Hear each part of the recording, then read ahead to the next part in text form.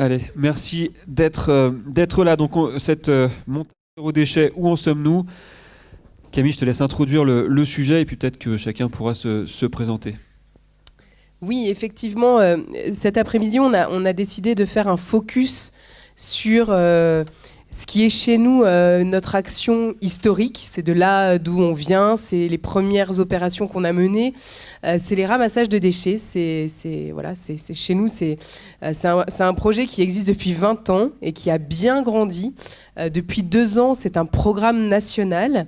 Et c'est pas pour rien que d'opérations événementielles on est passé à un programme national, et on a avec nous Guillaume qui est donc chargé de projet Montagne Zéro Déchet au sein de l'association et qui va nous faire une petite mise à jour de ce qui s'est passé cette année, nous donner des grands chiffres et puis nous reparler des enjeux des déchets sauvages en montagne. En fait, on ramasse toujours, vous allez le voir, quand même beaucoup de tonnes de déchets, à la fois issus de nos pratiques, mais pas que.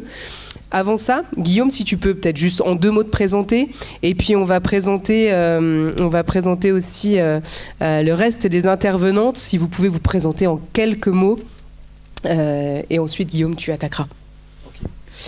Bonjour à tous, donc Guillaume, chargé de projet Montagne Zéro Déchet à Mountain Rider, et du coup je pilote et je coordonne le programme Montagne Zéro Déchet et la mobilisation et les actions autour de toute cette question du déchet sauvage diffus en montagne. Donc on va parler de déchets sauvages et pas forcément que de déchets tout court. Merci. Merci Guillaume. Bonjour à tous, Sophie Delast, chargée de mission environnement et développement durable sur la station de Champs-Rousse. Et donc je suis le label Flocon Vert et les ramassages de déchets avec Guillaume sur mon territoire. Marianne. Bonjour, enchantée, Marianne Bréchu. Je vous représente la Water Family du Flocon à la Vague, une association nationale, et je suis pour ma part responsable du bassin Rhône-Alpes-Méditerranée. Voilà, merci pour cette invitation. Bonjour à tous, moi je suis Isabelle Poitou, je dirige l'association Mer-Terre et je viens de Marseille pour remonter les fleuves et remonter même en haut des montagnes avec vous pour parler de ce sujet qui me passionne depuis plus de 20 ans. J'ai commencé en 1994 à travailler sur cette thématique. Et bienvenue à Marseille. Et petit clin d'œil à la Nuit de la Glisse, d'ailleurs, qui est bien de chez nous et qui est à Marseille hier soir. Voilà, comme quoi... Et puis ce tour de table qui, vous l'avez dit, on commence à changer de vocable depuis ce matin. Là, on voit le tour de table qui se transforme un peu en cycle de l'eau, qui va de la montagne de Guillaume à du coup la mer Méditerranée d'Isabelle. Et c'est bien de ça dont il est question cet après-midi, c'est de aussi mettre en connexion nos enjeux montagne avec des enjeux qui dépassent largement en fait nos problématiques stations. À toi Guillaume. Alors je vais peut-être commencer avec un petit rappel historique. Donc l'association, Camille l'a dit, elle est née des ramassages il y a 20 ans. On a été très, très actifs et on l'est toujours sur ce qu'on appelle les campagnes de ramassage, donc de mobiliser des volontaires au travers d'une action in situ, directe sur le terrain, de ramassage de déchets en domaine skiable. On a émis des bilans pendant des années, on a mobilisé beaucoup de gens pendant des années, et il y a 2 ans, et puis sur ces 20 ans-là, on s'est quand même posé la question on a fait un petit pas en arrière pour voir ce qui s'était passé, et on se rend compte qu'il y a toujours autant de déchets ramassés dans les domaines skiables et en montagne. Et on s'est posé la question de comment on allait pouvoir faire évoluer cette tendance et surtout la faire évoluer à la baisse. Et en fait, même atteindre le Graal qui est de tendre vers une montagne zéro déchet afin d'avoir un impact global sur le cycle de l'eau et notamment sur nos mers et océans qui sont le réceptacle de nos montagnes. Et est né un programme il y a 2 ans, programme Montagne Zéro Déchet, qui en fait part de la base, ce socle commun qu'on a mis en place il y a 20 ans, qui est le ramassage. Et l'objectif a été d'aller creuser toute la thématique du déchet, que ça soit d'identifier ce qu'elle est, quel type de déchet on peut retrouver en montagne, ce qu'il constitue, son impact, et derrière quelles méthodes et quels enjeux on y associe, et comment on va tendre vers une réduction à la source, soit en sensibilisant, soit en allant sur des plans d'action, ou derrière en étoffant notre connaissance sur ce domaine-là. Donc ce programme, moi je vais vous parler surtout du bilan de l'année 2021, qui est un bilan après 2 ans de programme qu'on a initié. Donc en fait c'est un peu notre bilan test. Et en fait ce bilan il est assez intéressant puisqu'on a eu quand même une période un peu qu'on a tous connu, une période compliquée sur les 2 dernières années. Et les déchets, la question des déchets a été aussi impactée puisqu'en fait c'est vraiment les destinations touristiques qui engagent des ramassages avec les acteurs qui sont présents sur les destinations. Et en fait c'est quand même un peu le nerf de la guerre de savoir ce qui se passe sur le terrain, d'avoir de la donnée, d'avoir un retour de terrain des acteurs pour pouvoir après échanger, co-construire sur des démarches d'action positive pour réduire à la source. Donc le bilan 2021, il est quand même hyper intéressant, c'est qu'on a réussi à engager 70 destinations touristiques dans une action de ramassage. Ça représente quand même 52 opérations directes sur le terrain de ramassage, donc avec, on va dire, des volontaires moyens qui tournent autour, il me semble, de 30 personnes par ramassage. Donc on a des événements d'ampleur à plus de 100 et des événements plutôt petits à 10, 15 personnes. Mais mine de rien, on a quand même des gens qui sont présents pour faire de l'action directe sur le terrain, même dans la période compliquée que l'on a connue. Une donnée hyper importante qui n'existait pas forcément avant, c'est ces fameux 39 bilans récoltés avec 33% complets. Depuis 2 ans, on travaille énormément sur cette qualité de la donnée et d'essayer de détailler ce fameux sac poubelle que l'on a à la fin d'un ramassage et de savoir ce qu'on a dedans. D'essayer de sortir de cette action juste de ramasser, de peser et puis derrière on ne sait pas trop ce qu'on en fait, on le trie et puis on s'en va et on l'oublie. L'idée c'est quand même maintenant de passer un peu de temps, d'ouvrir ce sac, d'identifier les matières, de savoir quels sont les volumes à proprement dit présents sur notre terrain, notre territoire. Donc on a quand même passé un cap avec quand même 33% de bilan complet. Et ces bilans complets, c'est hyper important, ça nous permet de stabiliser une donnée et derrière d'en émettre plein d'hypothèses et plein de plans d'action. Et surtout plein de méthodes d'éducation et de sensibilisation. Et je finirai sur en fait, du coup, le bilan global, 23 000 litres, ce qui est assez important quand même, et 7,5 tonnes de déchets ramassés. Ça montre en fait que même avec une période de non-activité ou d'activités différentes en montagne, on a toujours des déchets. C'est pas le fait que l'homme, d'un coup d'un seul, ne soit plus présent dans le milieu qui fait que d'un coup d'un seul, les déchets s'en vont. L'idée, ça va être essayer d'étoffer cette question-là, de savoir vraiment pourquoi, on va dire quels sont les gisements de déchets, quelle est la provenance de ces déchets-là.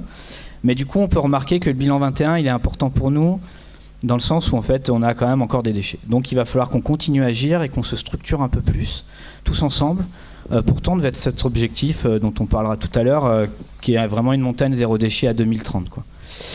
Et je finirai sur la mobilisation volontaire. Donc on parle vraiment de volontaires, ça veut dire que c'est des gens qui, de leur propre volonté, viennent ramasser et qui sont présents sur ces ramassages et qui agissent et qui sont en fait un peu les chevilles ouvrières de la connaissance des déchets et de l'action on va dire qu'on appelle curative. Donc en fait on enlève vraiment du déchet sur le terrain, ce qui permet potentiellement d'en avoir moins les années d'après, etc. Donc il faut aussi penser à eux. Il y a toute cette énergie qui a été mise surtout avec les dernières années pour organiser tout ça et mobiliser du monde au travers de ça. Oui, merci. Je vais continuer, je pense. Je ne savais pas si vous aviez une question. C'était une pause. Ouais, je rabale un peu ma salive. Du coup, je vais détailler un petit peu plus. Oui, non. Ah, vas-y, finis, mais nous on a des questions aussi. Okay. Donc vas-y, finis. Du coup, je vais aller plus dans le détail, puisque c'est quand même hyper important d'aller dans le détail, avec une petite cartographie du déchet de montagne, notamment une cartographie 2021.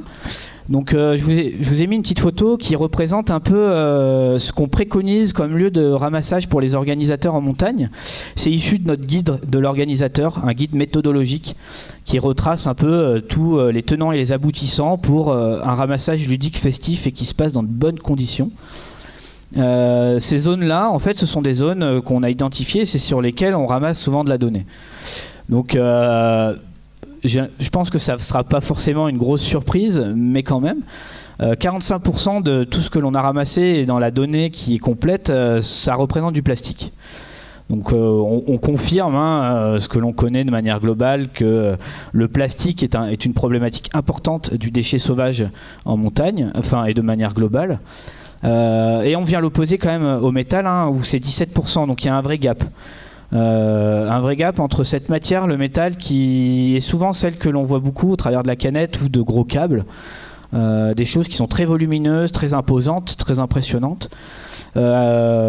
Comparé au plastique qui représente plutôt la bouteille, l'emballage, le petit papier de sneakers, mais qui mine de rien est quand même, il faut s'imaginer, 45% de déchets d'emballage de sneakers en volume, on est quand même sur des volumes importants.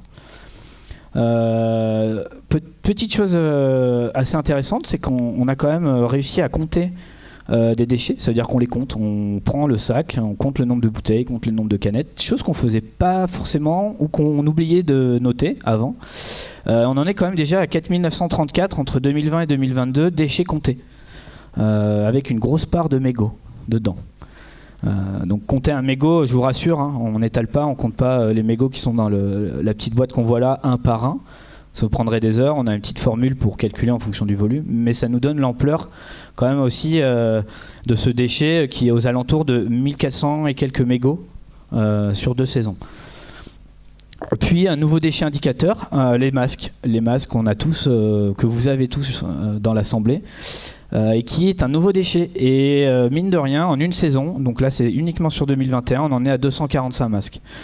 Donc encore un déchet issu d'une nouvelle forme de pratique, d'une contrainte aussi peut-être, mais qui est quand même présent dans le milieu naturel. Donc ça nous montre qu'en fait le comportement associé à quelque chose de physique nous amène à cette idée que la clé c'est quand même le geste, le comportement pour éviter qu'un déchet arrive dans la nature.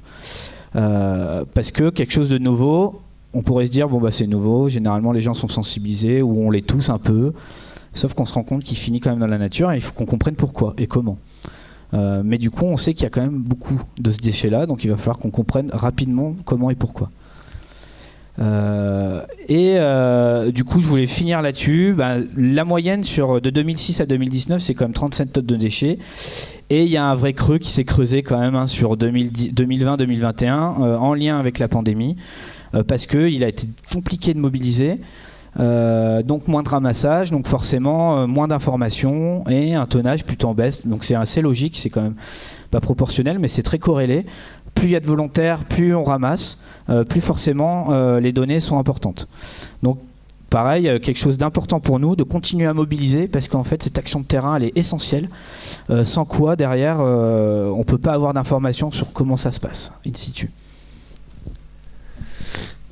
Moi, j'ai une question, Guillaume. Est-ce qu'on arrive à faire le lien entre le nombre de déchets et le tourisme ? Est-ce que pour être très clair, est-ce que c'est exponentiel ? Est-ce que les gens qui vivent ici et qui vivent aussi dehors sont mieux éduqués que des gens qui viennent uniquement y passer un moment ? Est-ce qu'on arrive à le savoir ? Alors ça, c'est très compliqué de savoir. Ce qui est sûr, c'est qu'en fait, c'est la présence de l'homme avant tout qui génère du déchet. Donc en montagne, on a forcément des présences accrues de personnes à un moment donné. Donc potentiellement des présences de déchets accrues à un moment donné. La question du comportement, elle est très compliquée. On est souvent dans un débat noir-blanc entre les gens sont sales, jettent, et les gens sont pas sales, ne jettent pas. Sauf qu'en fait, typiquement, je vais prendre l'exemple du masque, qui est un très bon exemple. Un coureur en montagne arrive avec son masque, a l'obligation de mettre son masque dans un domaine skiable, parce qu'il est dans un endroit collectif, que les réglementations l'obligent dans l'espace public. Du moment qu'il va sortir dans l'espace de nature, il va avoir tendance peut-être à accrocher son masque au niveau de l'aisselle. Et en fait, il va le glisser dans son bras et le mettre ici. Sauf que cette personne-là, potentiellement, elle va s'accrocher à un arbre, son masque va tomber. Il va s'en rendre compte 4 heures après. Mais au final, il n'aura pas été forcément dans un comportement, dans un mauvais comportement. Ça aura été on va dire, pas de chance, quoi. Sauf que mine de rien, on peut quand même travailler sur ça. C'est à dire, voilà, en fait, c'est potentiellement un risque de le mettre là. Le comportement adéquat pour éviter que ce risque et que cette action se passe de manière non prévue et non voulue, c'est peut-être de ranger son masque dans son sac. Donc en fait, il y a deux types de... Il y a vraiment les personnes et nos comportements un peu délibérés où ben, voilà, notre déchet, on le jette. Sauf que comme il n'y a pas un policier derrière chaque personne, on ne peut pas le savoir. Par contre, il y a moyen d'identifier des déchets et l'importance de certains déchets dans le milieu et d'essayer d'en imaginer les comportements qui amènent au fait qu'on retrouve ces déchets dans le milieu. Et c'est là toute la question, c'est de donner des solutions pour qu'en fait on puisse adopter des comportements qui, dans une échelle importante, permettraient d'éviter des choses qu'on n'aurait pas souhaitées. Et de par la typologie des déchets, on arrive quand même à savoir la différence entre ceux qui sont issus du visiteur ou du local, en tout cas du pratiquant, et ceux issus des professionnels. Est-ce que tu as quelques éléments là-dessus, Guillaume ? On va dire que, alors là, de manière générale, c'est assez compliqué. Par contre, de manière fine, ça veut dire que nous, on va tendre de plus en plus vers une finesse de la donnée à l'échelle d'un territoire. Et je pense que, Nolwenn, tu peux mettre la dernière diapo sur Champs-Rousse qui peut illustrer ça. Non, t'inquiète pas. Ça fera une transition en plus, mais donc vas-y. Ouais, la toute dernière. Voilà, celle-ci. En fait, je vous ai dit que c'était le plastique qu'on retrouvait le plus en montagne. Sauf que Champs-Rousse, voilà, Champs-Rousse a quand même un peu, on va dire, le déchet d'or cette année. Cette station a fait 5 ramassages. Donc avec les bilans qu'on trouve là, 213 kilos, 868 litres, 68 déchets comptés, 1423 mégots potentiellement ramassés. Et en fait, dans ce petit graphique, on voit que c'est le papier et le carton qui est le plus ramassé en volume chez eux, ce qui vient un peu opposer cette donnée du plastique. Donc on peut se dire, ok, dans cette donnée du plastique, on sait qu'il y a du touristique, on sait qu'il y a de l'industriel, sauf qu'on n'en est pas trop sûr. Mais l'important, c'est sur le domaine skiable. On sait qu'ici, c'est le papier carton. Et dans ce papier carton, l'important, ça va être d'aller affiner qu'est-ce qu'on retrouve. Est-ce que c'est plutôt du papier carton qu'on va dire d'emballage de restauration, par exemple, ou d'emballage à usage unique, qui pourrait être potentiellement lié au fait que les restaurateurs ont fait beaucoup de ventes à emporter pendant le Covid, mais ça on le sait pas trop, ou c'est du papier carton d'utilisation plutôt professionnelle. Il y a eu des problèmes avec le carton qui s'envolait. L'idée là, c'est qu'en fait on a cette donnée de base, on sait que c'est le papier carton qui est quand même le plus représenté sur ce territoire. L'objectif des années qui arrivent, c'est d'aller un peu fouiner là-dedans pour savoir quel est en gros ce qu'on appelle le gisement. Quel est le gisement, quel est l'émetteur ? Est-ce que c'est plutôt industriel, professionnel ? Est-ce que c'est plutôt le grand public, la consommation in situ ? Donc c'est très dur de savoir vraiment. Surtout que c'est très facile de rentrer dans un jeu d'opposition sur cette donnée-là et de mettre en confrontation les consommateurs, les usagers, les industriels, les professionnels, et de dire en fait que chacun est forcément le responsable de tous. Sauf que du coup ça avance pas là. Ok, merci Guillaume. Alors avant d'arriver à Champs-Rousse, Isabelle, peut-être que tu peux nous dire en quelques mots ton travail et ton parcours au sein de Merterre, et du coup nous dire un petit peu, vous êtes une association avec qui on travaille sur ces enjeux en fait de caractérisation des déchets. Vous concrètement, comment ça arrive chez vous tout ça et sur les littoraux ? Alors, rapidement, en fait, moi, je suis scientifique, je suis biologiste marin au départ, et j'ai commencé à étudier la question des déchets échoués sur le littoral en m'interrogeant sur leur caractère polluant, parce que c'était pas étudié comme une pollution à l'époque, du tout. Et je suis partie en aménagement et urbanisme pour avoir une approche plus politique publique, et les sciences, là, pour le coup, pour aider aux politiques. Comment on réduit, on coupe les robinets en amont.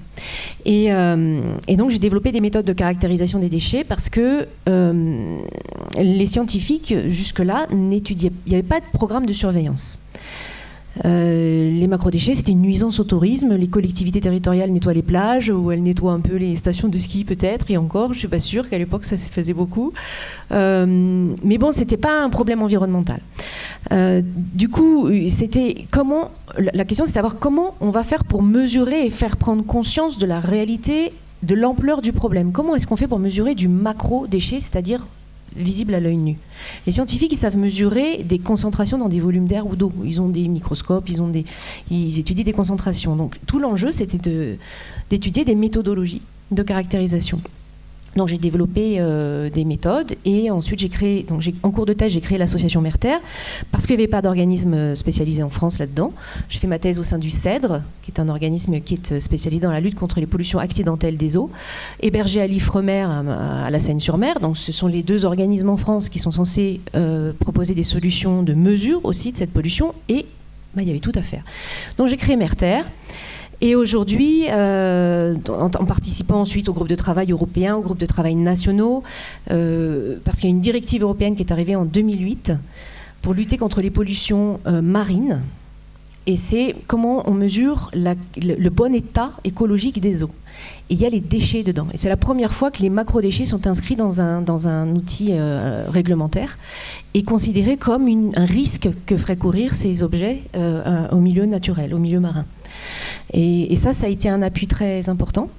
Ça a permis de définir un protocole de caractérisation qui est standardisé, qui est européen. C'est le protocole OSPAR, et aujourd'hui DCSMM pour Directive Cadre Stratégie pour le milieu marin. Et donc je vais revenir à cette question de savoir comment est-ce qu'on fait pour différencier des déchets qui seraient issus d'activités locales de celles qui seraient issues de touristes qui viendraient de loin. Ça, c'est quelque chose qu'il faut construire en amont. Il faut mettre en place une méthodologie pour essayer d'évaluer ça. Et c'est possible, je pense que c'est possible, à condition de travailler avec ceux qui connaissent le territoire pour définir un protocole qui soit adapté à vos besoins. Donc on a créé une plateforme de sciences collaboratives qui s'appelle Zéro déchet sauvage, grâce au soutien du ministère de la Transition écologique, de la région Sud Provence-Alpes-Côte d'Azur, parce qu'on avait répondu à l'appel à projet Zéro plastique en Méditerranée, qui nous a permis de créer un premier outil méditerranéen, Remède Zéro plastique, c'est la même base de données, et on a défini des protocoles de mesure. Le plus précis, le plus détaillé, c'est celui de la directive européenne. Et on a 4 niveaux de caractérisation qui sont moins exigeants, parce qu'on sait bien que les contraintes de terrain, le temps, l'argent, les moyens, les services techniques n'ont pas le temps d'aller mesurer, et pourtant ils détiennent beaucoup d'informations. Donc c'était élargir vraiment le cadre de ceux qui peuvent nous apporter de la donnée. Et cette plateforme, elle est accessible à tous, elle est gratuite, c'est un bien commun de l'humanité, cette connaissance. C'est comment, tous ensemble, on arrive à unir nos connaissances. Chacun détient une partie de la pièce d'un grand puzzle. Et l'idée, c'est de faire de la cartographie, géographie, et faire parler ces déchets dans un langage qui permet de désigner les origines, les sources de ces déchets, pour agir au bon endroit ensuite, parce qu'ils parlent, ces déchets. Peut-être un passé à Champs-Rouge justement pour un témoignage sur concrètement par rapport à ce qui vient de se dire là justement. Champs-Rouge, on constate quoi, ou on a constaté quoi certainement, en tout cas sur cette année 2020-2021 par exemple. Les déchets, on a vu que Guillaume nous a montré une carte de Champs-Rousse, mais comment évoluent les habitudes et les comportements, et qu'est-ce que vous pouvez constater ? Alors, si on fait un tout petit historique, à la base sur Champs-Rousse, bien avant que j'arrive, les habitants avec la commune, la station de ski et l'office du tourisme avaient mis en place un ramassage, un éco-événement festif un petit peu, bien avant que la station soit labellisée Flocon Vert. Donc il y avait déjà, on va dire, une idée de préserver son environnement et ramasser les déchets pour les habitants de ce territoire. Et petit à petit, avec la labellisation Flocon Vert, on s'est développé. On a beaucoup travaillé du coup avec Guillaume sur tout ce qui était ramassage, notamment l'ouvrir au grand public, d'organiser un autre temps, plutôt pendant la période estivale, puisque les déchets, c'est vrai qu'on est quand même relativement très très proche de Grenoble. Et on était du coup dans les 20 km lorsqu'on avait le confinement un peu plus élargi du printemps et de l'été. Donc c'est vrai qu'on a été une montagne très très très fréquentée ces 2 dernières années. Je pense que le Vercors et la Chartreuse, ça a été la même chose. Mais en tout cas, nous, ce qu'on a pu voir, c'est que pendant la période d'hiver, ce qui s'est vraiment développé, comme le disait Guillaume, et je pense que c'est pour ça qu'on a le carton qui explose, c'est la vente à emporter. Tous les restaurateurs étaient ouverts, même si le domaine skiable ne l'était pas. Et en fait, tous ces déchets-là, on les retrouvait dans les poubelles qui étaient sur le domaine skiable, mais qui à la limite n'étaient pas assez importante pour accumuler cette vaisselle jetable qui n'avait pas été prévue du tout dans les années précédentes.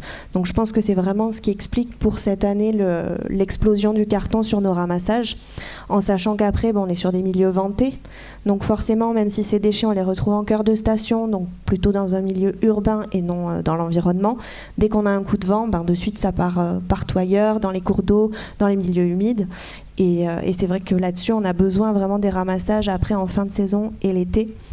Même si je vais finir sur une note positive, on se rend compte qu'en revanche, en saison d'été, on a vraiment un changement des comportements avec beaucoup moins de déchets qui sont laissés dans les milieux naturels et une vraie prise de conscience des gens, notamment sur tout ce qui est déchets, plastiques, métaux, papier aussi. En revanche, là où j'attire vraiment l'attention, c'est qu'il y a 2 types de déchets qu'on remarque et qui, eux, sont en augmentation, dû au fait de la hausse de la fréquentation des montagnes. C'est les déchets hygiéniques, entre guillemets, parce que la montagne n'est pas équipée de toilettes, donc les gens, forcément, n'ont pas forcément le petit guide comment aller chier dans les bois, donc ne savent pas comment faire. Et dommage, c'est un très bon livre en effet. Oui. Il faudrait, je pense, même s'il y a pas mal de communication qui est faite en Suisse, en Allemagne, etc. sur cette thématique, je trouve qu'en France, on est encore... on ne développe pas encore assez cette problématique qui est en train d'exploser parce qu'on a un nouveau public qui arrive en montagne et on n'équipe pas le milieu naturel et à la limite ça se comprend aussi parce qu'on peut pas équiper en toilette sèche partout et on a aussi tout ce qui est déchets, alors c'est un peu moins important mais les déchets naturels, trognons de pommes, épluchures qu'on se dit c'est du compostable. Donc on peut le laisser dans le milieu naturel, mais en fait en montagne, à cause de l'enneigement, c'est des choses qui restent d'une année à l'autre et qui mettent en fait beaucoup de temps aussi à se dégrader. Et donc ça c'est plus pour les locaux et les visiteurs, c'est quand même un déchet plus visuel que vraiment une pollution en soi, mais sur laquelle il faut aussi qu'on attire l'attention. Voilà un petit peu cette dernière année ce qui peut ressortir. Je vous donne une anecdote, les Allemands, les grimpeurs allemands appellent le papier hygiénique les White French Flower. Notamment à Annot et dans les zones de blocs comme Fontainebleau. Donc en fait, je pense qu'il y a un réel enjeu là-dessus dans le milieu naturel chez nous. On est connu à l'étranger sur ça. Marianne, du flocon à la vague, est-ce que tu peux nous refaire un petit point sur ce très beau nom déjà, sur ce très bel événement que ça a été, puis sur l'association qu'il y a derrière, et est-ce que ces déchets sont finalement plus dans le flocon ou dans la vague ? Ils sont toujours dans un cycle, quoi qu'il arrive. Le leur déjà. Alors juste un petit mot déjà en réaction à ce qui a été dit et aussi à ce déchet qui potentiellement va arriver sur les littoraux, d'où qu'ils partent. C'est 80% des déchets qu'on retrouve en mer, dans les océans, qui viennent de la terre. 80%. Donc c'est quand même phénoménal. C'est nos activités humaines à terre qui vont alimenter ces déchets en mer. Ça c'est la première chose. Ensuite, moi je voulais saluer les ramassages que vous activez depuis des années, parce que quand on fait un ramassage, je pense qu'on regarde plus jamais des déchets pareils. Moi, j'en ai fait un peu à la montagne, mais quelques-uns qui sont très difficiles en côte atlantique, après des grosses tempêtes. Là, il y en a tellement des déchets que c'est dingue. Et c'est vrai qu'à partir de ce moment-là, tu ne peux plus jamais voir un déchet par terre pareil. Donc les ramassages, ils ont ce pouvoir de changer notre regard sur le déchet qui traîne. A priori, on ne va pas en jeter, mais s'il y en a un qui traîne, on a déjà changé notre regard et on sera plus enclin à le ramasser. Donc ça, c'est top et je pense qu'il faut continuer. Et puis ça peut être sympa, on peut rendre ça sympa. Et puis dernière chose, il y a les macro-déchets et puis il y a aussi les micro-déchets. On parlera peut-être après d'autres pollutions, j'en parlerai peut-être un peu plus loin. Mais aujourd'hui, il y a eu des scientifiques qui sont intéressés à nos lacs de montagne, à plus de 3000 mètres d'altitude, à travers un projet qui s'appelle Plastilac, que vous connaissez certains. Et les premiers résultats sont quand même qu'on retrouve des microplastiques dans ces lacs à plus de 3000 mètres qui n'ont aucun facteurs de pollution à proximité. Et c'est pas non plus des facteurs du touriste qui est venu peut-être en été, même pas. Ils sont pour certains très loin des zones potentiellement polluantes, et ce sont des transports atmosphériques. Donc finalement, c'est juste pour dire que ce déchet, qui devient micro à un moment donné, eh bien, il chemine vers les mers et les océans, mais on peut aussi maintenant se rendre compte qu'il fait un chemin par transfert atmosphérique et qu'il revient, entre guillemets, symboliquement, il revient à la montagne, et dans nos lacs qui sont sublimes, eh bien, les prélèvements ont quand même montré qu'on trouve des traces de microplastiques. Et ça, c'est... Voilà, donc ça engage le changement partout, parce qu'un déchet, quelque part, il ira toujours ailleurs. En fait, à un moment donné, il va impacter ailleurs. Voilà, simplement déjà pour commencer. Et juste pour effectivement réagir à ça qui est très percutant, moi je trouve, c'est qu'aujourd'hui, on est sûr effectivement qu'en montagne, on peut revenir sur les macro-déchets à des territoires et des espaces vierges. Et c'est aujourd'hui le seul espace dans notre territoire national, même européen, où on peut encore se donner cette ambition. C'est possible. Par contre, effectivement, la mauvaise nouvelle, c'est que pour les microplastiques, c'est plus possible, et on arrive dans cette étape de l'irréversibilité. Et voilà, et ça, c'est effectivement une mauvaise nouvelle que tu nous donnes. Mais la bonne, c'est que sur les macros, il est encore temps d'agir. Voilà, c'était une petite parenthèse, et merci de nous donner ces éléments. Alors moi, j'ai très envie de réagir. Je vais te poser une question, mais pour que tu y répondes après, parce que je suis curieuse de mieux te connaître et de connaître tes activités, ton action. Donc, est-ce que tu pourrais ensuite un peu mieux développer ce que vous faites, et sinon, donc, pour rappeler le contexte dans lequel, contexte scientifique et politique dans lequel cette question des macro-déchets et des plastiques a émergé, c'est très récent, 2008. L'inscription dans un outil réglementaire de la question du déchet sauvage qui va polluer les mers, plastique, et la découverte des microparticules de plastique, c'est 2008-2009. Donc c'est hyper récent. Et moi, à l'époque, je prêchais dans le désert, on me prenait un peu pour une folle, en me disant mais tu nous avec tes déchets là, en plus il faut les compter, non mais oui. Et c'est vrai que vraiment je me suis fait renvoyer dans mes plates-bandes par des scientifiques. Et par des gens de l'agence de l'eau, voilà, non, mais on va pas commencer à travailler là-dessus. C'est pas ça le problème. Le problème, c'est il y a des priorités qui sont bien plus importantes que ça. Oui, il y a beaucoup d'autres problèmes, mais celui-ci, si on s'y était attaqué il y a 30 ans, on n'en serait pas là aujourd'hui. Je trouve, voilà, on est dans un pays qui attend que les choses deviennent dramatiques et spectaculaires pour qu'enfin on commence à mettre des moyens dessus, et en attendant, c'est la nature qui trinque, c'est l'environnement, et c'est nous aussi, parce que nous sommes une espèce sensible qui vivons dans des milieux pollués, et qui nous sommes aussi impactés, et pas que physiquement, aussi psychologiquement. C'est extrêmement anxiogène, la situation dans laquelle on se trouve aujourd'hui, et les déchets que nous voyons partout, ça ne contribue pas non plus à notre épanouissement et notre bien-être moral. Bon, une fois qu'on a dit ça, il est grand temps que nous prenions en compte la question de nos déchets, et ça veut dire que les plastiques qui sont dans des décharges à l'air libre, comme à Entresaint, il y a encore pas très longtemps, les déchets de Marseille, ils étaient mis à Entresaint, où ils sont mis dans Entresaint, je ne sais pas si vous voyez, c'est dans la plaine de la Crau, on avait toutes nos ordures qui, pendant 120 ans, ont été déversées là, à ciel ouvert, et donc ce plastique, il est pas biodégradable, mais par contre il est dégradé par les actions des énergies des photons qui vont casser en petits morceaux les hydrogènes et les carbones, et donc ce plastique il se casse en petits morceaux et ça devient des microparticules.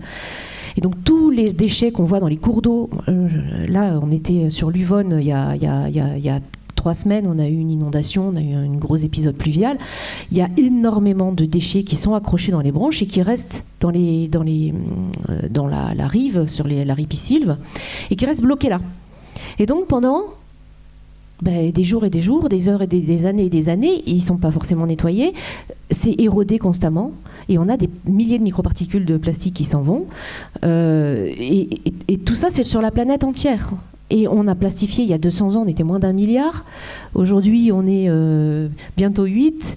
Et on fabrique et on consomme, et on fabrique et on consomme tout et n'importe quoi, et surtout beaucoup de plastique parce que ça coûte pas cher. Et en plus, on a le lobbying du pétrole qui ne savait pas quoi faire de cette type de pétrole. En fait, c'est de la pétrochimie derrière.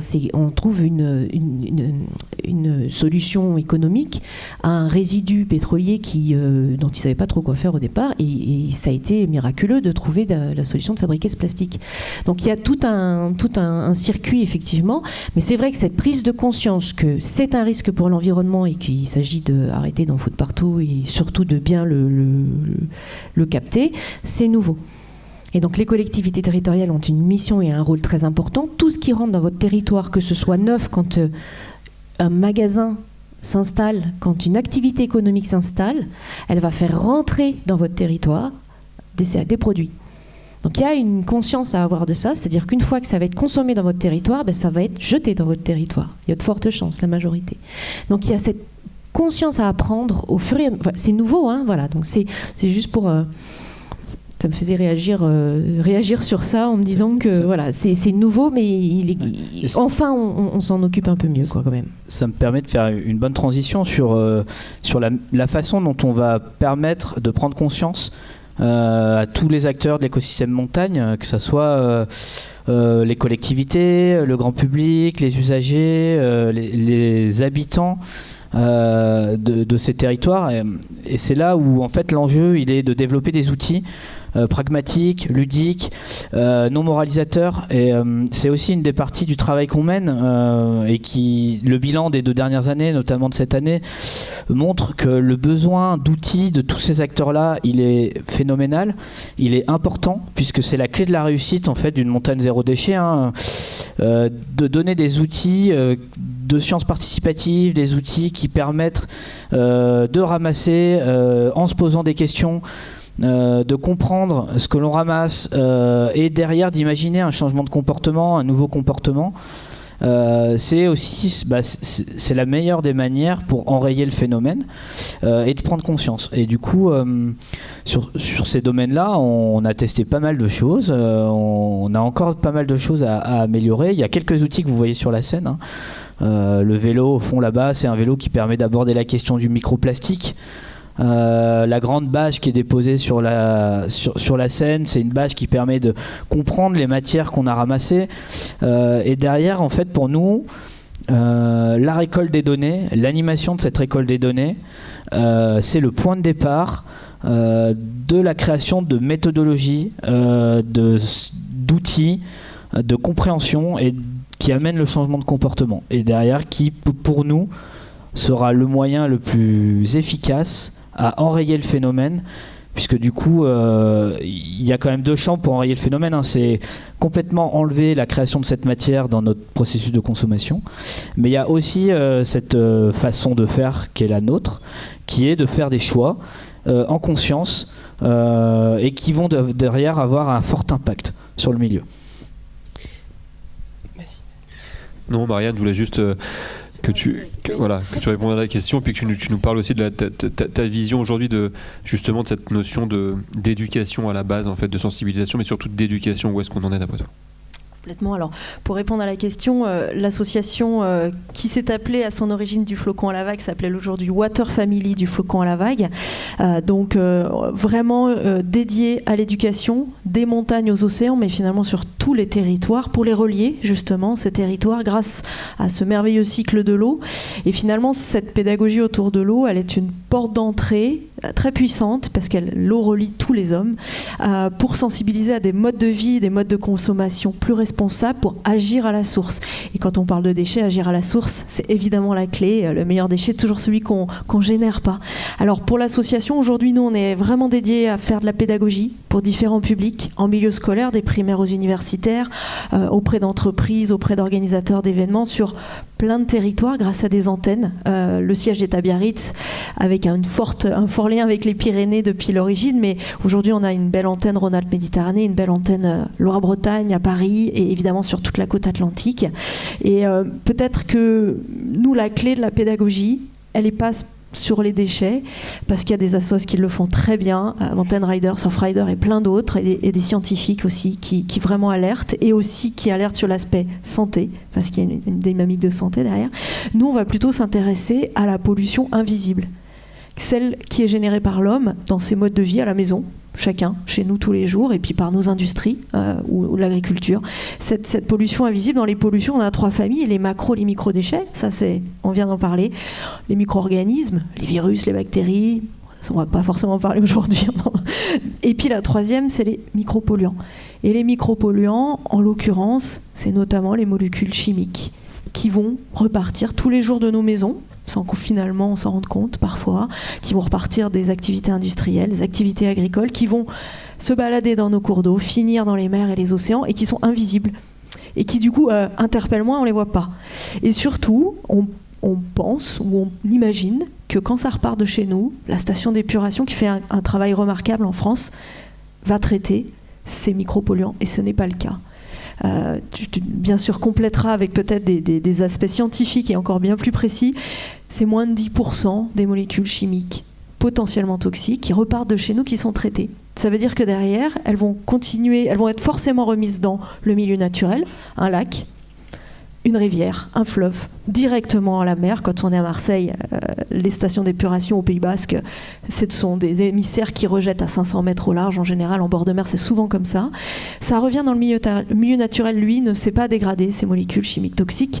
Les océans, ça prendra des années. C'est des molécules qui ont une très longue durée de vie et qui vont avoir, malheureusement, la capacité à s'accumuler et créer des cocktails qui, pour le coup, vont être potentiellement très délétères pour la santé de tous les écosystèmes, nous y compris.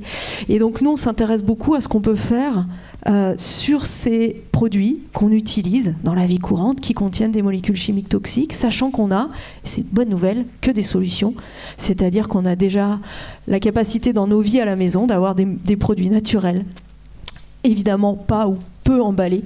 Donc là, on réduit les déchets, mais dans les contenants, dans vraiment ce qu'on va utiliser, l'objectif c'est de se débarrasser de toutes ces molécules chimiques toxiques qui sont cachées dans nos produits du quotidien et qui ont un fort impact et qui est un impact invisible, mais en termes de santé qui est un impact très important. Et c'est vrai que le déchet, c'est la face immergée de l'iceberg, c'est ce qui interpelle. Mais non, dans notre pédagogie, voilà, on essaye vraiment d'appuyer là-dessus parce que c'est très important et on pense que ce qui repart de chez nous, ça va être géré. C'est comme quand on met un déchet dans la poubelle, on est sûr qu'il va être géré. Quand on utilise un produit à la maison, on se dit oui, c'est bon, la station d'épuration, elle fait le job.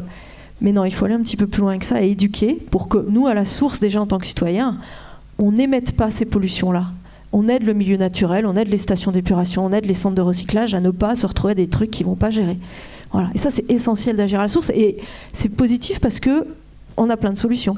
Donc, on peut déjà le faire. C'est juste une question d'éducation.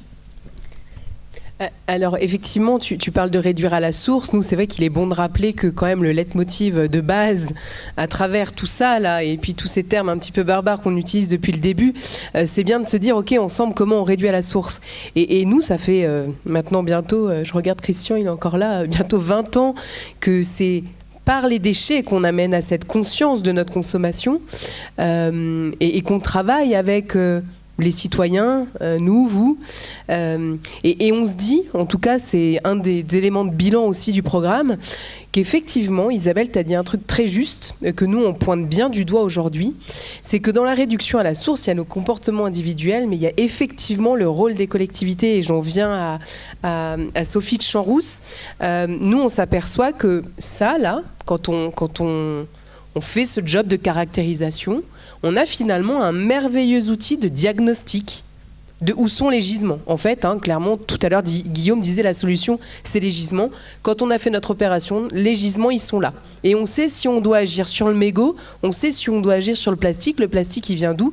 Et comment, nous, en tout cas, c'est ce qu'on va essayer de mettre en œuvre, c'est comment demain, ça, c'est un outil de décision pour les collectivités et les élus, pour que vous puissiez, vous, demain, destination, station, collectivité, prendre des décisions pour réduire à la source et être finalement avoir cette responsabilité des déchets sur votre territoire avant même qu'ils ne le deviennent. Je ne sais pas si j'étais très claire, Sophie, mais comment toi tu tu aurais peut-être dans les futures idées d'action à mener, comment tu fais un lien entre les 6 opérations que vous avez organisées cette année et puis cette question de la réduction à la source? Alors, le lien pour la réduction à la source, on n'y a pas encore entièrement travaillé. C'est vrai qu'on a peu échangé avec vous dessus sur qu'est-ce qu'on va faire de ces bilans et qu'est-ce qu'on va en retirer derrière et comment on va mettre en place des actions qui vont pouvoir nous aider à diminuer à la source. Là, pour ce qui est du carton, j'en reviens. Est-ce que c'était juste un effet fermeture de station et Covid et qu'on va revenir à une restauration sur place, pas emporter ou trouver des solutions de consigne, etc. Ça, on verra. Nous, je sais qu'on essaye de travailler sur la consigne, justement, notamment avec les retours qu'on peut avoir de Daba Consigne, qui est à Chambéry, me semble-t-il, à Grenoble et à Annecy, qui est une structure qui travaille justement avec les restaurateurs et les collectivités pour mettre en place des réseaux de consignes entre restaurateurs pour pouvoir continuer la vente à emporter, mais avec justement peu de déchets, voire pas du tout. Donc ça, c'est des vraies pistes d'action, mais qui sont encore compliquées à mettre en place sur des petits territoires, surtout à l'échelle d'une commune. Est-ce que c'est plutôt quelque chose à voir sur l'intercommunalité ou plus largement sur le département, etc. Ça, c'est des choses à travailler, donc à plus large échelle. Après, sur tout ce qui est, par exemple, mégots, personnellement, je vois qu'il y a quand même des changements de comportement qui sont en cours. Là, on ne peut pas blâmer forcément les touristes qui, à la limite, vont de suite chercher à trouver où mettre leurs mégots, où on les voit les ranger dans les vestes, etc. Donc là-dessus, je pense qu'on est en bonne voie. Après, c'est peut-être plus les locaux, les purs et durs qui ont toujours l'habitude d'avoir la cigarette au bec et qui ont le réflexe de le jeter, que ce soit en voiture ou dans les villes et villages. Donc ça, c'est toujours à travailler. Je pense que on pourra difficilement l'enlever. Ça va faire il faut continuer les piqûres de rappel et c'est une éducation au quotidien à faire. C'est pas des comportements qui changeront du jour au lendemain. Après, pour tout ce qui est métal, je pense que on en voit le bout. Pour moi, tout ce qui est métal à Champs-Rousses, c'est vraiment en lien avec l'activité des remontées mécaniques. Comme disait Guillaume, c'est vraiment des déchets qui sont très volumineux, d'où leur part importante, les 17% qu'on a vus tout à l'heure. Mais ce n'est pas forcément des déchets qui sont récents. Donc on peut imaginer que sur cet aspect-là, plus on va avancer, moins on va en avoir, puisque c'est plutôt des choses qui viennent du passé et des anciennes générations et qu'on enlève petit à petit et qui devraient normalement se tarir dans les prochaines années, il faut l'espérer. Après, pour tout ce qui est masque et sûrement dans le futur potentiellement de nouveaux déchets aussi qu'on ne connaît pas encore et qui avec notre mode de consommation qui évolue tout le temps, on en aura peut-être des nouveaux qu'il faudra gérer. Donc là, j'ai pas encore la réponse, mais dans tous les cas, je pense que le début, c'est la sensibilisation et ça passe par des associations, par des chercheurs en fait, qui peuvent aussi expliquer quel est le problème au final, même si c'est un cycle, comme on disait aussi tout à l'heure, et que là, en fait, votre rôle d'association, que ça soit Mountain Rider, que ça soit Water Family, il est essentiel pour sensibiliser tous les types de publics, que ça soit au niveau des scolaires, des parents, des entreprises, et que c'est là-dessus qu'on a encore beaucoup de travail à faire. Je vais me tourner, avant qu'on clôture encore quelques minutes, mais juste me tourner vers vous dans la salle, en fait, si vous avez des questions, des commentaires ou des remarques sur les sujets que viennent d'aborder nos intervenants, n'hésitez pas, c'est le moment. Oui. Oui, deux petits commentaires, si vous permettez. Merci aux intervenants de venir, pas forcément à côté de l'ici, donc c'est bien de vous avoir à nos côtés. Pour ceux qui ne connaissent pas vraiment quoi des plastiques. Ouais, c'est mieux. Merci Camille. Rapidement, une petite précision. Effectivement, dans les déchets, dans les matières plastiques, vous avez X milliers de molécules, dont le bisphénol qui était interdit il y a quelques années, qui était quand même dans les biberons de nos enfants, et qu'on retrouve encore en grande partie. Donc effectivement, si ça, on pouvait l'éviter. Après, je me permets de faire une petite page de pub pour notre Jérémy Pichon, qui était à l'origine du développement de Mountain Riders pendant 7 ans, 8 ans, qui est maintenant un expert entre guillemets zéro déchet. J'ai encore vu en conférence cette semaine. Et effectivement, le gros travail, pour moi en tout cas à faire en tant que citoyen et qu'on peut essayer d'insuffler, c'est effectivement se poser la question de savoir quand on jette quelque chose à la poubelle, où est-ce qu'il va aller et comment est-ce que moi je peux éviter de l'acheter. Pour résumer, Jérémy il a fait un travail sur 3 ans. Il a fini avec 2 enfants et sa femme à n'avoir à la fin de l'année, au bout des 3 ans, qu'un bocal de 1 kg de déchets. D'accord ? Donc c'est effectivement dans ces actes d'achat où là on a un pouvoir qui est illimité, de limiter au maximum tout ce qui est emballage. Hein, je crois que 80% des matières qui nous entourent sont du plastique, avec toutes les conséquences sanitaires pour nous, parce qu'on est en haut de la chaîne alimentaire, mais pour toutes les espèces animales. L'acte d'achat, et réfléchissez vraiment. Je vous invite à aller voir ces conférences, elles sont sur le net. Si vous avez l'occasion de le voir, allez-y, parce qu'en plus on rigole bien, c'est un vrai showman. Et ça permet effectivement de se poser encore plus de questions. J'ai vu le film Pau tout à l'heure, que j'ai adoré. Je ne sais pas s'il est encore là, mais j'ai vraiment adoré. Le seul truc qui m'a fait un petit peu clic, c'est qu'à un moment, il mange une barre de céréales. Et alors, il va ramener son déchet, bien sûr, mais ça, c'est des choses qu'on peut fabriquer aussi. Pour les produits ménagers, c'est exactement la même chose. Avec 3 produits à la maison, on fait tout. On n'a pas besoin d'acheter du canard WC, du produit pour les vitres, du produit pour le sol, etc. On a le bicarbonate, le vinaigre, et déjà avec ça, vous faites beaucoup de choses dans la maison. Donc, vraiment se poser la question de l'origine du déchet, comment est-ce qu'on peut éviter d'acheter ces emballages. Et je crois que c'est vraiment... ça change une vie, hein, parce que moi maintenant je fais mon marché depuis 5 ans avec que des boîtes Tupperware ou en verre, s'il vous plaît. C'est plus lourd, mais en fait j'ai plus d'emballage. C'est-à-dire que moi j'ai plus d'emballage dans ma poubelle. Je fais du compost, donc j'ai quasiment pas de poubelle à l'année chez moi. Alors effectivement ça implique un comportement en particulier, parce qu'il faut avoir un marché pas loin, mais ça incite aussi à consommer du local, donc à faire ses courses en local, sur les marchés locaux, sur des producteurs locaux. Alors je vais aller un peu plus loin, mais après je m'arrêterai là. L'argent que vous consommez, quand vous achetez des produits localement, l'argent il va chez vous, dans votre région, dans votre territoire. Si vous allez à n'importe quelle grande surface, je ne vais pas dire de marque, l'argent il ne va pas en France, hein. Il ne va pas tellement aux producteurs, il va dans des fonds de pension américains qui n'ont surtout pas développé des projets pour l'environnement.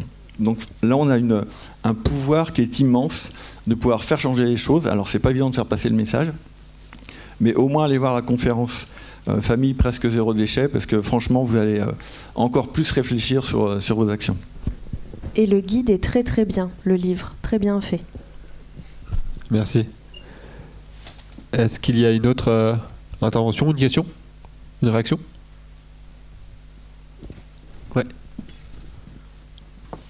Merci. Je voulais juste savoir, d'un point de vue cadre réglementaire, est-ce qu'il y avait quelque chose au niveau des communes, des collectivités qui un peu étaient contraignantes, les échéances qui arrivent, etc. Alors, je sais qu'à échéance 2023, vous me dites si je dis une bêtise, mais le compost va être obligatoire sur toutes les collectivités. Donc, c'est les intercos ou les communes qui devront le mettre en place. Après, pour tout ce qui est vert, la question, me semble-t-il, à l'échelle nationale, s'était posée de remettre la consigne. Mais comme beaucoup de communes ou intercos avaient mis en place déjà des containers pour ramasser le verre, etc., c'était une vraie économie. Et je crois qu'ils le revendaient, c'était la seule source d'argent au niveau déchets. Ça a été un peu levé de bouclier pour remettre en place la consigne. Donc il existe des choses, mais c'est encore assez flou, assez complexe. Donc après, je ne sais pas si vous avez d'autres... Oui, il y a une révolution qui arrive. Là, je suppose que vous avez déjà entendu parler c'est le principe pollueur-payeur avec la responsabilité élargie du producteur. À l'époque, ça s'appelait éco-emballage. Maintenant, ça s'appelle Citeo. Il y a Alcom, il y a Paprec. Enfin, il y a pas mal d'entreprises aujourd'hui éco-agréées par l'État qui vont se charger à la place des fabricants et distributeurs de traiter, éliminer et recycler, valoriser ces objets qui deviennent des déchets. Et les déchets d'emballage. Et il y a la directive européenne sur les plastiques à usage unique qui a été traduite en droit français, qui s'est traduite en loi AGEC, anti-gaspi, économie circulaire. Et dans nos domaines sur les déchets sauvages diffus, c'est une révolution parce que les collectivités vont devoir collecter les déchets sauvages diffus. C'est elles qui vont récupérer l'argent de cette nouvelle REP.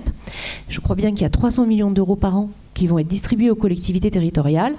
Et il ne s'agit pas que ce soit un chèque en blanc et qu'ils s'achètent un nouveau parc d'engins motocrottes et compagnie, quoi. Donc, s'ils savaient gérer les déchets sauvages diffus, on n'aurait pas autant de déchets partout, le milieu marin ne serait pas autant pollué, ni les cours d'eau. Donc on voit bien qu'il y a un besoin de monter en compétences en connaissance, en sensibilité, en responsabilisation. Donc il y a un gros travail à faire. Donc là, je sais que Citeo se prépare, ils ont lancé un appel à manifestation d'intérêt récemment, justement pour essayer de trouver les bonnes idées, des solutions pratiques, des solutions qui marchent, qu'ils peuvent mesurer. Donc on verra ce qui va en sortir. Il y a eu un benchmark qui a été fait par un bureau d'études qui est hyper intéressant. Il y a des super solutions partout. Il y a des choses incroyables qui se passent, et pas qu'en France d'ailleurs. Il y a plein de pays qui font déjà des choses très bien. Donc il y a une progression là, et je pense que ça sera appliqué en métropole en janvier 2023. C'est déjà dans les territoires d'outre-mer, mais justement pour l'instant ils ne sont pas satisfaits parce qu'il n'y a pas eu ce benchmark avant, il n'y a pas eu toutes ces actions avant, donc ça faisait un peu chèque en blanc, donc ça Citeo n'était pas très... Après ils vont apprendre à faire ensemble, hein. On est en tous les cas association, on est structuré, on commence à se professionnaliser, on est vraiment des experts, hein, plus parfois que des scientifiques ou des collectivités ou des services techniques, hein, sur la question du déchet sauvage diffus. C'est un peu nous qui sommes sur le terrain. Donc la plateforme de sciences collaboratives, je ne sais pas si tu as prévu à un moment donné de montrer, c'est dommage parce que j'aurais dû au moins prévoir ça. Cette plateforme, elle permet justement d'offrir un tableau de bord aux collectivités territoriales, aux professionnels, parce que ça permet de savoir qui sont les associations qui interviennent, quels sont les acteurs qui sont sur le terrain, donc ils sont positionnés géographiquement, ils peuvent s'inscrire. Aujourd'hui, il y a plus de 340 structures inscrites dans la plateforme.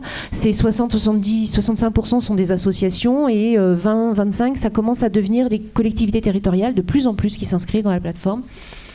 Et les données, elles sont traitées de façon automatique. Il y a des bilans automatiques avec des data visualisations qui sont, on espère, de plus en plus poussées. Donc on travaille avec le Muséum national d'histoire naturelle pour faire tout cet outil-là. Et du coup, ça servira d'évaluateur de l'efficacité des actions de réduction. C'est-à-dire vous pouvez, dans les data visualisations, sur la même zone, si vous venez régulièrement sur la même zone, vous pouvez sélectionner, les gourdes, les mégots, et vous pouvez voir l'évolution. Donc ça veut dire que si vous mettez un programme d'action spécifique, cette année, on met le paquet sur les mégots de cigarettes, allez, on y va, vous allez pouvoir observer ou pas. Pour ça, il faut quand même mettre une méthode. Et aussi, la période sur laquelle vous faites vos relevés, ça vous permet de savoir si c'est du local ou si c'est du touristique. Pendant la saison des vacances, évidemment, c'est beaucoup du tourisme. Donc en fait, en fonction de la méthode que vous allez appliquer, des objectifs que vous recherchez au moment où vous construisez votre méthode, vous allez avoir vos réponses. Merci, Isabelle.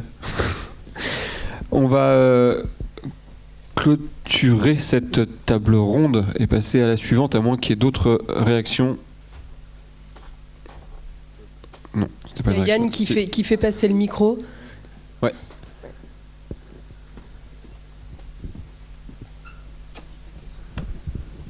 Ouais, bonjour. Alors, j'ai une petite question, peut-être pour Guillaume ou Sophie, par rapport à l'aménagement des sites touristiques et notamment la gestion des poubelles. On voit que dans les pays nordiques, plus ça va et plus ils sont à supprimer les poubelles. Est-ce que nous, en tant que Français et Latins, on va y arriver un jour ? Je peux... Moi, j'y crois pas. Et je pense que c'est ton avis aussi, non ? Ben, on est prêt à faire des tests, mais c'est vrai que... Je pense que c'est une histoire de culture, hein, aussi. En fait, c'est... d'appliquer des méthodes extérieures sans forcément se poser la question de la culture locale, de fonctionnement local. C'est un peu un coup d'épée dans l'eau en fait. On a la particularité de tous avoir des fonctionnements, que ce soit des fonctionnements nationaux, des fonctionnements de vallée, des fonctionnements hyper localisés, et en fait avant même d'aller sur des dispositifs comme celui-là, il faut se poser la question de comment fonctionne le territoire, de quelles sont les pratiques, alors les pratiques visibles mais aussi les pratiques invisibles, peut-être les non-dits, les choses de fonctionnement automatique, et en fait vraiment le fonctionnement culturel. Le déchet, c'est quand même quelque chose qui est lié à notre fonctionnement, à notre culture. Donc il y a un moment, il faut aller creuser ça. Et en ayant compris comment notre territoire fonctionne culturellement, quels sont les tenants et les aboutissants, les échanges entre les gens, on peut se dire, ok, en fait, peut-être que notre territoire est prêt à passer le cap là-dessus. Ça veut dire que les individus sont prêts à aller sur ce type de dispositif. C'est pour ça qu'il faut quand même arriver à pas juste se dire ouais, ça a l'air trop bien, ça marche là-bas, ça va forcément marcher chez moi.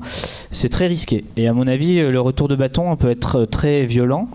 C'est qu'en fait, on se rend compte, on rentre dans du bashing pur et dur et de l'attaque comportementale où en fait, on va dire, mais en fait, putain, je comprends pas, les autres ça marche là-bas, chez nous c'est vraiment, ils sont tous dégueulasses, je comprends pas pourquoi ce dispositif marche pas. Sauf qu'en fait, on s'est pas du tout posé la question de qu'est-ce qui était réellement fait chez nous, comment on fonctionnait nous tous à un endroit donné. Donc ça peut marcher, moi je pense que ça peut marcher, mais il faut savoir si déjà on est prêt à cet endroit-là. Si c'est déjà un peu quelque chose qui est ancré ou qui est pensé et après il faut avancer derrière sur ça tout doucement en se disant potentiellement ou non c'est faisable. Moi je pense qu'il y a deux sites spatiaux différents. Les milieux naturels où il faut prendre le parti pris de ne plus aménager, de plus mettre de poubelles et de sensibiliser dans le sens où tu ramènes ton déchet parce que c'est pas équipé pour et on souhaite pas le faire et que ça soit pour l'argent public on peut pas en mettre non plus dedans où c'est compliqué, qu'il prend en charge, etc. En revanche pour les milieux urbains, je parle village, cœur de station ou ville, je pense que va vraiment falloir qu'on s'accroche et qu'on, comme dit Guillaume, qu'on travaille d'abord les mentalités et l'éducation avant de supprimer les poubelles partout. Merci à tous les deux. D'autres questions ? Non, plus de questions. Alors, Isabelle, je voulais vous donner un témoignage à la mer, à Marseille, dans les Calanques, justement pour parler d'évolution des comportements, pour donner une petite note positive quand même. Il y a 40 ans, 50 ans, l'écologie, tout le monde, personne n'en avait vraiment conscience. Donc c'est une thématique qui est récente dans notre culture et dans nos politiques. Nous, on organise une opération qui s'appelle Calanque Propre. Merter la coordonne depuis 2008 et on fait des mesures et on peut vraiment constater une évolution des comportements des marins. Les marins, avant, ils jetaient les pêcheurs, tout le monde jetait, comme avant, peut-être sur les équipements. Voilà. Il y a quand même une progression du comportement des gens qui vivent dans les milieux naturels et qui les aiment, évidemment, et qui les respectent, mais qui jusque-là n'avaient pas pris conscience que c'était une pollution. En fait, ils ne cherchaient pas consciemment à polluer. C'est juste qu'avant, on ne savait pas, on faisait comme ça.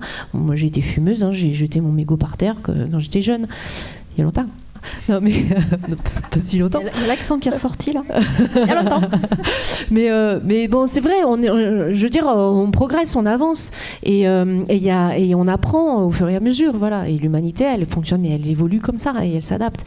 Donc là, c'est récent. Je trouve que quand même, on progresse, même si c'est jamais assez rapide et que je suis très surprise. J'ai l'impression qu'il y a eu un retour en arrière de certaines personnes ces 2-3 dernières années.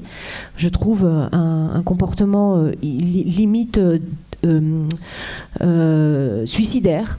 Je ne sais pas si c'est l'anxiété liée au dérèglement climatique, de toute façon c'est foutu, je ne sais pas ce qui se passe, mais je ressens, il y a pas mal de gens, de jeunes autour de moi que je vois, ou des comportements d'urbains qui en ont mais rien à faire et qui sont dans un déni total, qui veulent surtout pas savoir. Donc on est face à des enjeux qui sont énormes, c'est vrai que ça fout la trouille. Donc, faut être costaud pour encaisser ces sujets-là. Donc, il y a aussi beaucoup de pédagogie et d'accompagnement et de psychologie à avoir. C'est extrêmement important. Ça fait le lien, merci Isabelle, avec la table ronde qui va suivre, où tu restes d'ailleurs. Merci Marianne, merci Sophie. Guillaume, tu restes aussi avec nous. Et puis, on va accueillir Jérémy Noiret du syndicat des moniteurs. Merci beaucoup. Merci Sophie, merci Marianne. Et on va justement essayer de réfléchir à... On va concrètement réfléchir à ce qu'on a à co-construire ensemble pour arriver clairement à enrayer la problématique. Jérémy, rejoins-nous. Ah oui, ok. Alors on me fait signe manifestement très fort là-haut pour me dire qu'en fait il y a une petite pause vidéo. Il y a une pause vidéo que nous avions oubliée. Allons-y pour la pause vidéo surprise. Ah oui, pardon. Avec le son.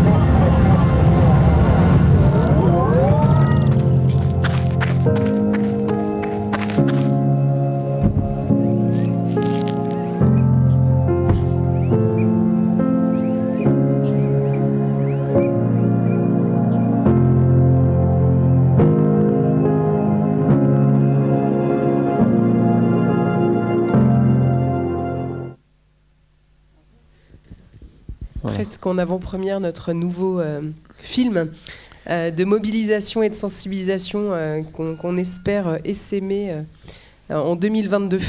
Et qui rappelle encore une fois ce qu'on disait, c'est que tout passe par l'éducation et qu'il faut être un tout petit peu patient, mais que... je reviens juste sur ce qu'Isabelle disait, c'est vrai qu'il y a encore quelques années, on est tous en train de se dire là que nous, on marche en montagne en étant propre. En fait, c'est vrai qu'il y a 20 ans ou il y a 25 ans, oui, on n'y pensait pas assez, nous non plus, tout simplement. Bienvenue Jérémy, avec nous, tu nous rejoins. J'ai oublié de préciser effectivement qu'on a Joël Giraud, pas du tout, Joël Retailleau, je suis fatiguée. Joël Retailleau qui devait être là, présent, mais qui n'a pas pu l'être et qui nous a du coup fait une petite intervention de l'association des maires de Station Montagne. Et puis j'excuse aussi Laurent Reynaud de Domaines Ski de France qui lui était attendu ici et qui s'excuse. Donc bienvenue Jérémy. Là l'idée de ce deuxième temps d'échange, Isabelle et Guillaume, vous en êtes aussi intervenants. Voilà. Merci. Okay. Là, l'idée, en tout cas, l'échange qu'on aurait aimé avoir avec vous trois, vous quatre, avec Joël, c'est de se dire, ok, en fait, là, il y a quand même, on vient de se dire tout ça. On a aussi beaucoup dit que c'était un sujet récent. Nous, on a quand même l'impression chez Mountain Riders que ça fait 20 ans qu'on se frotte à ce truc-là et qu'en fait, nous, les 7,5 tonnes qu'on a ramassées cette année, alors que la montagne a été effectivement usée autrement, en fait, là, clairement, il y a urgence. L'urgence, on la connaît depuis, on l'a en tête depuis longtemps, mais là, clairement, en tout cas, nous, avec tous ces éléments chiffrés que vous a donné Guillaume, on se dit qu'il faut absolument qu'à horizon 2030, ce qui est du moyen terme, c'est simplement dans 8 ans, on n'est plus à se retrouver là, dans cette salle, à parler de ce sujet, à se demander encore par quels moyens on va bien pouvoir clôturer le sujet, en tout cas pour ce qui est de la montagne. Du coup, on a lancé un petit défi ces dernières semaines à nos partenaires institutionnels de l'écosystème montagnard que Jérémy, tu représentes aujourd'hui avec le syndicat, en se disant, en fait, clairement, nous, on a plein d'idées, ça fait 20 ans qu'on teste plein de trucs, on a fait des belles opérations, on avance, mais en fait, tout seul, on ne va pas non plus relever ce défi. Et que, en fait, cet enjeu du zéro déchet en montagne à horizon 2030, si on ne la joue pas collectif, on n'y arrivera pas. Et c'est là où on est effectivement allé vous chercher, parce que vous êtes déjà... Enfin voilà, tu vas nous dire un petit peu comment le syndicat déjà travaille depuis plusieurs années sur le sujet, mais il y a une vraie nécessité d'avancer ensemble, et du coup, voilà, on avait envie de t'interroger aussi sur...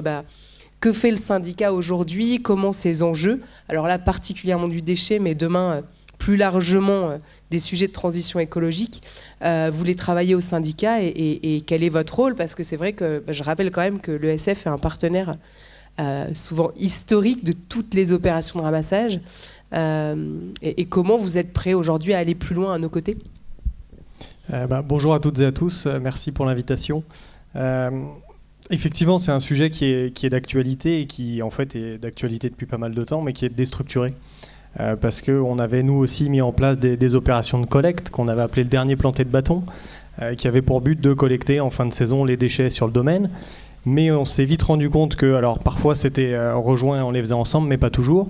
Et en fin de compte, on le faisait pas forcément de manière très professionnalisée. Et quand que ce soit Camille chaque année qui me dit, mais tiens, finalement vous avez quantifié, on est incapable de le lire. On avait travaillé avec Gestes Propres ou Vacances Propres avant, qui nous avait mis en place des sacs. Ça nous avait permis de faire des collectes, mais pareil, on s'était pas bien organisé. Et du coup, on avait du mal à quantifier déjà qu'est-ce qu'on ramassait et comment on le ramassait. Et puis derrière, pour pouvoir avoir des actions plus concrètes sur cette collecte. Donc premier point, c'est de dire, évidemment, je vous rejoins, on vous rejoint, et l'idée c'est de travailler ensemble. Je suis assez d'accord que si on le fait tous dans notre coin, ça ne marchera pas, et qu'il faut qu'on soit main dans la main tous les acteurs. Ce qu'on avait commencé à essayer de faire l'année dernière, mais Covid est passé par là, il faut absolument qu'on accélère là-dessus. Les moniteurs sont, je pense, aujourd'hui tous bien sensibilisés sur le sujet.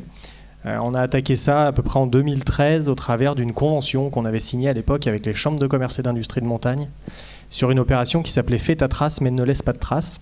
Et cette déclinaison, finalement, elle avait plusieurs objets. Elle avait la collecte des déchets qui était assez visible. 2, elle avait une notion de formation, de sensibilisation déjà aux moniteurs et puis aux acteurs à l'écosystème, et sur lequel on s'est assez vite essoufflé parce que finalement pas assez coordonné. Et puis 3, c'était une action, et je vous ai amené un petit outil que je pense beaucoup d'entre vous connaissent, qui est le carnet de capacité des enfants. Où à l'intérieur on retrouve évidemment toutes les étoiles que l'on passe, tamponnées. Ici j'ai réussi l'ourson, tiens je regarde la caméra, et dessus on avait rentré à la fois des règles de conduite des skieurs, mais surtout ici on a 4 pages au final, qui sont vraiment liées à comment je fais ma trace et finalement comment je sensibilise les enfants, où c'est un univers qui a vraiment été travaillé avec des enfants pour des enfants, et où l'idée c'est vraiment de commencer à leur dire en clair c'est la planète, et on avait appelé ça zéro trace à l'époque. Mais l'enjeu pour nous, il était vraiment de dire à ces enfants, voilà, tout ce qu'on fait ensemble aujourd'hui, dès qu'on s'arrête pour le goûter, on fait en sorte qu'on ramasse les déchets. Alors, derrière se posera d'autres questions sur comment aussi utiliser des goûters qui n'ont pas de déchets ou peu de déchets. Mais en tous les cas, voilà ce qu'on a commencé à mettre en place et qu'il faut qu'on arrive à faire perdurer et à relancer. Et Jérémy, comment, clairement, comment réagissent, je ne sais pas si mon micro marche, si là il marche, clairement comment réagissent les 17 000, c'est ça, 17 000 moniteurs de l'ESF. Est-ce que c'est simple? T'es sincère quand on parle, on le sait. Est-ce que les 17 000 moniteurs réagissent facilement à tout ça? Alors du coup, je ne sais pas comment je vais répondre.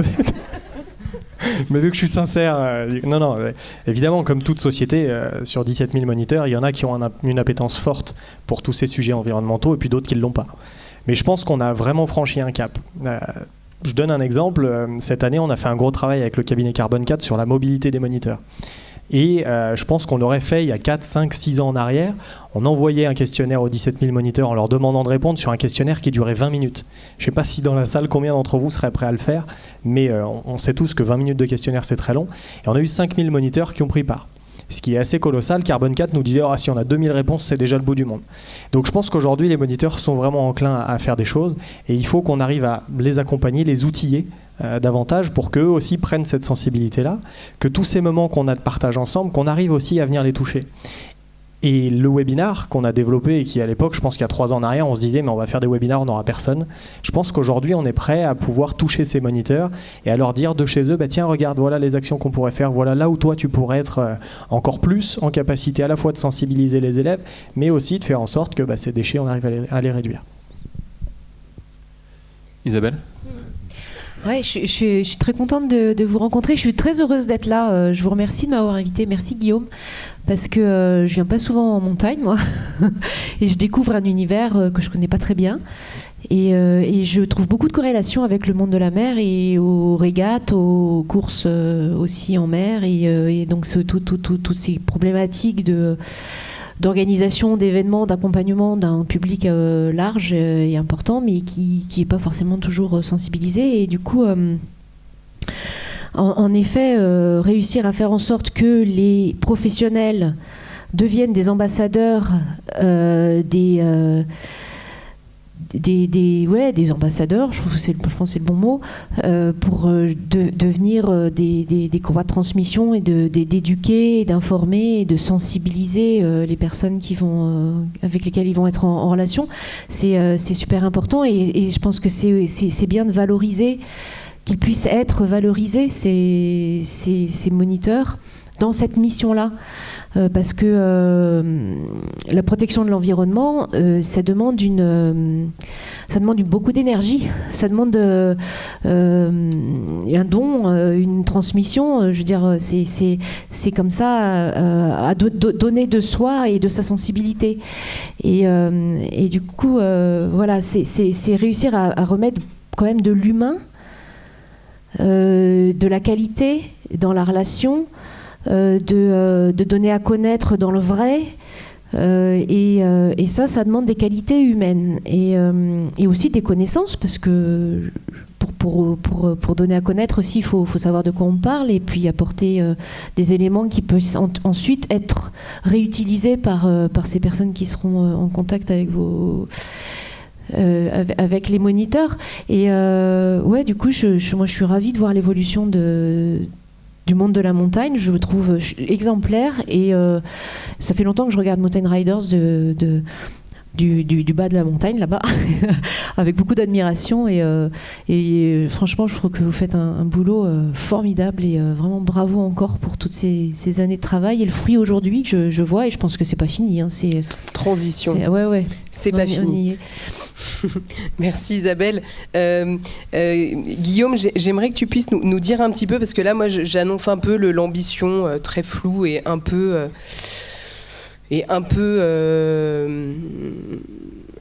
enfin, qui est assez ambitieuse quand même, hein, de se dire, en fait là on est en train de se dire qu'aujourd'hui on se donne 8 ans pour se mettre tous en ordre de marche et y aller. Et donc la NMSM n'est pas là, DSF non plus, mais ils font partie du tour de table qu'on est en train en tout cas d'accorder autour de cette ambition. Concrètement, c'est quoi le plan d'action ? Et bah c'est pas de déchets en 2030, plus rien, propre, une neige immaculée. Ouais, c'est une vraie ambition. Du coup, c'est quoi les outils du coup ? Nous, qu'est-ce qu'on a dans oui. Bah là, quand on a dit ça, c'est vrai que bon, on se dit voilà, la montagne est grande, comment on va faire ? Donc nous, bon, du coup, je vous rappelle le contexte. C'est vrai qu'on l'a vu tout à l'heure. Hein, l'idée, c'est quand même on part du postulat qu'en fait, on a beau ramasser, il y en a toujours. Voilà, on va revenir sur ça. 80% des déchets marins sont terrestres, donc forcément, la montagne, qui est l'entonnoir. Le début du cycle qui amène tous ces déchets dans le milieu marin a forcément un rôle à jouer, et forcément si on attaque par le début on a un impact sur la fin. Donc on a une responsabilité, le monde de la montagne qui est très grande et qui doit être très forte. Ça veut dire qu'on doit agir de manière très forte. Il y a un enjeu qui est aussi important à prendre en compte, c'est que le déchet s'inscrit quand même dans un enjeu qui est le réchauffement climatique, parce que sa production a un impact sur les émissions de carbone, que c'est un polluant, on l'a déjà dit tout à l'heure, et que ça a pas mal d'enjeux aussi au niveau de la montagne. Des enjeux environnementaux, notamment de pollution, des enjeux touristiques, que sont aussi les aspects visuels, paysagers, les destinations carte postale. Si on met des déchets partout, plus personne ne veut venir. Les territoires potentiellement vont être abandonnés. Un enjeu sanitaire, un enjeu de salubrité, notamment pour les collectivités, et cet enjeu climatique que je vous ai dit. Et quand on a dit tout ça, clairement, il faut engager quelque chose.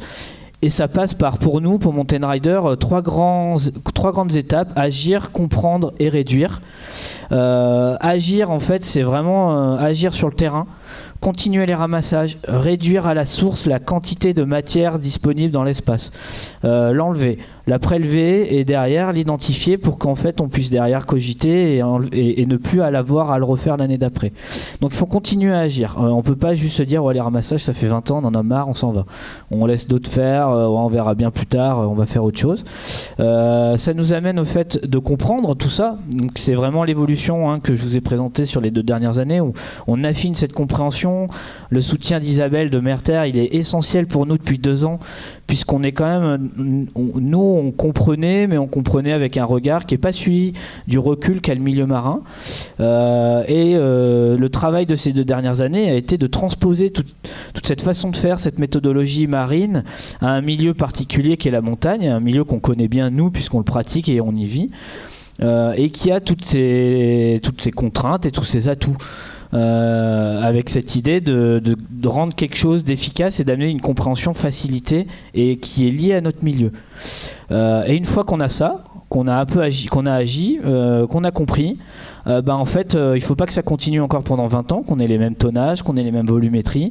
Il va falloir qu'on réduise. Et là, pour réduire, ça passe par l'action auprès de nous tous, de compréhension et de changement de comportement au travers de la sensibilisation, de l'éducation.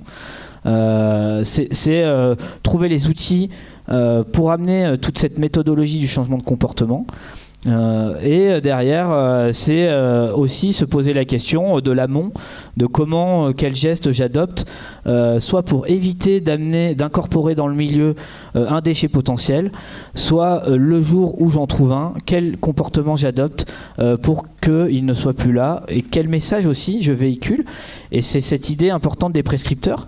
Ça, c'est fondamental. Ça veut dire que cet essaimage collectif, chacun, on est prescripteur d'un message. Et sur le déchet, comme on est tous concernés par cette thématique-là, mais absolument tous, et dans n'importe quel moment de notre vie, on est concerné, puisque c'est quelque chose qui est lié à notre mode de vie, on est forcément un prescripteur d'un comportement ou un prescripteur d'une donnée, d'une information sur cette question-là. Et en montagne, c'est essentiel d'amener cette information, ce changement de comportement, de manière non moralisatrice, de trouver le moyen de faire comprendre à chacun qui peut agir lui-même sur, je sais pas, par exemple, le choix de son matériel, le choix, on parlait de la barre céréale tout à l'heure, de la façon dont il va consommer ses produits dans le milieu, de est-ce que à certains endroits du milieu naturel, il va peut-être adopter une posture zéro déchet, donc en amont, peut-être tout mettre dans un sac en tissu au lieu d'amener un sac plastique et d'avoir potentiellement le risque de le perdre dans ce milieu. Donc ça, c'est vraiment nous notre objectif.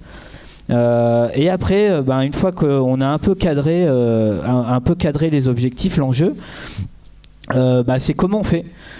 Quels sont les moyens? Et les moyens, clairement, c'est d'outiller. C'est d'outiller les collectivités, c'est d'outiller les acteurs associatifs, c'est d'outiller les personnes qui veulent agir sur ces questions-là, c'est d'accompagner et de former tous ces prescripteurs potentiels, que ce soit des publics, des collectivités publiques, que ce soit des acteurs privés, que ce soit le citoyen. Je me permets, très concrètement, par exemple, là on a 2 sessions de formation à destination de tous les offices de tourisme, une session à Chambéry en décembre, une session à Foix en janvier pour les acteurs pyrénéens, et on forme les offices de tourisme à devenir autonomes sur cette question-là. Parenthèse fermée. Ouais, complètement. En fait, c'est accompagner, former. En fait, Mountain Rider, on n'est pas la structure internationale où on est partout, où on a un maillage, où il y a des gens partout, où on est capable d'être dans tous les endroits possibles de la montagne pour agir. Donc en fait, et de toute façon, c'est pas le but. On n'a pas vocation à être des gens qui agissent de partout. Chacun, on doit passer ce message, on doit former les gens à agir sur une cause avec des moyens qu'on a identifiés, qu'on a construits et qui fonctionnent, qui sont quand même efficaces et efficients. Et ça passe par de la formation, soit très technique, soit de la formation à l'éducation ou au message. Et il y a quand même un dernier enjeu, un dernier moyen très fort d'aller vers une montagne zéro déchet en 2030, c'est quand même de mobiliser tout le monde. C'est de mobiliser tout l'écosystème de montagne, que ce soit les citoyens, qui soient usagers ponctuels, usagers récurrents, habitants. C'est impliquer les acteurs privés, socio-professionnels, que ce soit les moniteurs de ski, que ce soit les guides, que ce soit par exemple les restaurateurs de front de neige. Et c'est aussi impliquer toutes les personnes qui organisent l'espace, que ce soit Domaine Skiable de France pour les remontées mécaniques, que ce soit les collectivités publiques qui sont sur site. L'idée, c'est que tout le monde se mobilise sur cette question-là, sinon en fait on aura quand même un impact limité dans un endroit, dans un secteur restreint. On aura peut-être potentiellement rendu ce secteur propre, mais quid du reste, vu que c'est quand même un enjeu global. Alors merci Guillaume, justement c'est une très bonne transition. En effet, une fois que tous les outils sont en place et que toutes les énergies sont réunies, le maître mot, et ça fait des mois que heureusement il se développe de plus en plus entre nous, c'est on ne pourra pas y aller si on n'y va pas ensemble. Une très jolie phrase d'ailleurs de Freddy Maignan il y a quelques temps qu'on avait tous apprécié parce que c'était pas forcément évident de dire ensemble, et ça aussi ça fait partie des choses qui progressent énormément en montagne depuis quelques temps. Donc en effet, comme tu disais, il faut que tout le monde se mobilise. Jérémy parlait évidemment, quand on parle des grands acteurs de la montagne, Jérémy qui représente le syndicat des moniteurs des écoles du ski en parlait à l'instant. Tu as parlé de DSF, Laurent Reynaud devait être là, il s'est excusé, on aura certainement l'occasion d'en reparler avec lui. Et je voudrais qu'on puisse écouter Joël Retailleau, qui représente l'Association nationale des maires de stations de montagne. Pareil, c'est un acteur institutionnel qui peut aussi faire partie de la mise en action. Je n'ai pas dit en marche, c'est hyper dangereux, de la mise en action et en développement de tous ces outils, et pour aller plus vite et à l'objectif en 2030. Est-ce qu'on peut diffuser donc le message de Joël Retailleau pour sa vision de la montagne en 2030? Bonjour Guillaume, bonjour à tous. Voilà, Joël Retailleau, donc je suis le directeur général de l'Association nationale des maires de stations de montagne. Pour ceux qui ne connaissent pas l'association, c'est donc une structure qui regroupe une centaine d'élus, de maires, et puis qui également réalise un travail important, notamment en matière de développement durable depuis plus de 15 ans, pardon. Peut nous brosser un peu le portrait du déchet en montagne au travers de la vision que peuvent en avoir les élus et les maires de montagne. Est-ce que c'est plutôt un atout, une contrainte? Est-ce que ça devient une problématique qui prend une ampleur importante, ou est-ce que c'est un sujet récurrent depuis des années et qui est un peu laissé sur le côté sur ces territoires? Non, c'est effectivement un sujet tout à fait important. C'est un phénomène que l'on a constaté depuis évidemment de nombreuses années. Comme je le disais, jusqu'à présent, on était plutôt sur des opérations ponctuelles de ramassage des déchets, ce qui permettait malgré tout de sensibiliser le plus grand nombre. Mais j'en reviens à Montagne Zéro Déchet de Montagne Riders, avec cette démarche, il faut que, évidemment, on aille tous beaucoup plus loin que ces opérations ponctuelles, et c'est-à-dire inscrire la gestion des déchets, non pas seulement le ramassage, mais tout le processus de fabrication des déchets et de présence des déchets dans l'environnement. Il faut qu'on aille plus loin, et il faut que l'on sensibilise évidemment le plus grand nombre, et en premier lieu les élus. Alors les élus sont parfaitement conscients de ces phénomènes, mais je pense qu'il est temps sans doute de leur donner des outils un peu plus concrets pour traiter cette question de manière globale dans le cadre de la gestion d'une commune support et d'une station. Parfait, merci. Du coup, donc, je vais continuer un peu sur cette question des moyens et des besoins que les élus aimeraient avoir à disposition pour lutter contre les déchets sauvages, notamment. Est-ce que là-dedans, il y a des choses qui sont déjà faites par certains élus, ou est-ce qu'il y a des pistes d'action positives qui amènent certains territoires à avoir déjà quand même on va dire un impact positif sur cette question des déchets? Est-ce que tu as connaissance de certaines actions ou certaines choses qui fonctionnent, ou des idées même de la part de ces territoires? Alors oui, alors il y a déjà effectivement un certain nombre d'actions qui sont mises en œuvre dans les stations, dans les communes support et stations de montagne. Mais là encore, il faut maintenant sans doute passer à la vitesse supérieure, c'est-à-dire ne pas hésiter à marquer un peu les esprits pour aller plus loin. Alors il faut effectivement, je pense qu'il faut mettre en place des opérations de communication sans doute plus importante. Alors ça, c'est côté mairie. Côté office de tourisme, là aussi, il y a, je pense, un rôle très important des OT à jouer dans ces questions-là vis-à-vis des vacanciers qui viennent en montagne, qui viennent en station. Je pense qu'on est encore un petit peu frileux en matière de communication sur ces sujets. On a sans doute peur de froisser, peut-être peur de justement faire peur aux vacanciers qui arrivent, et donc là il faut enclencher la vitesse supérieure et avoir une véritable communication sur les déchets, d'autant que les vacanciers, la population est tout à fait enclin à participer et à concrètement à des opérations de ramassage, à de la communication. En tout cas, les choses ont beaucoup évolué en 10 ans. Donc, il faut que les municipalités, les offices de tourisme, l'ensemble des acteurs utilisent les bons outils pour communiquer de manière plus forte. Ok, merci.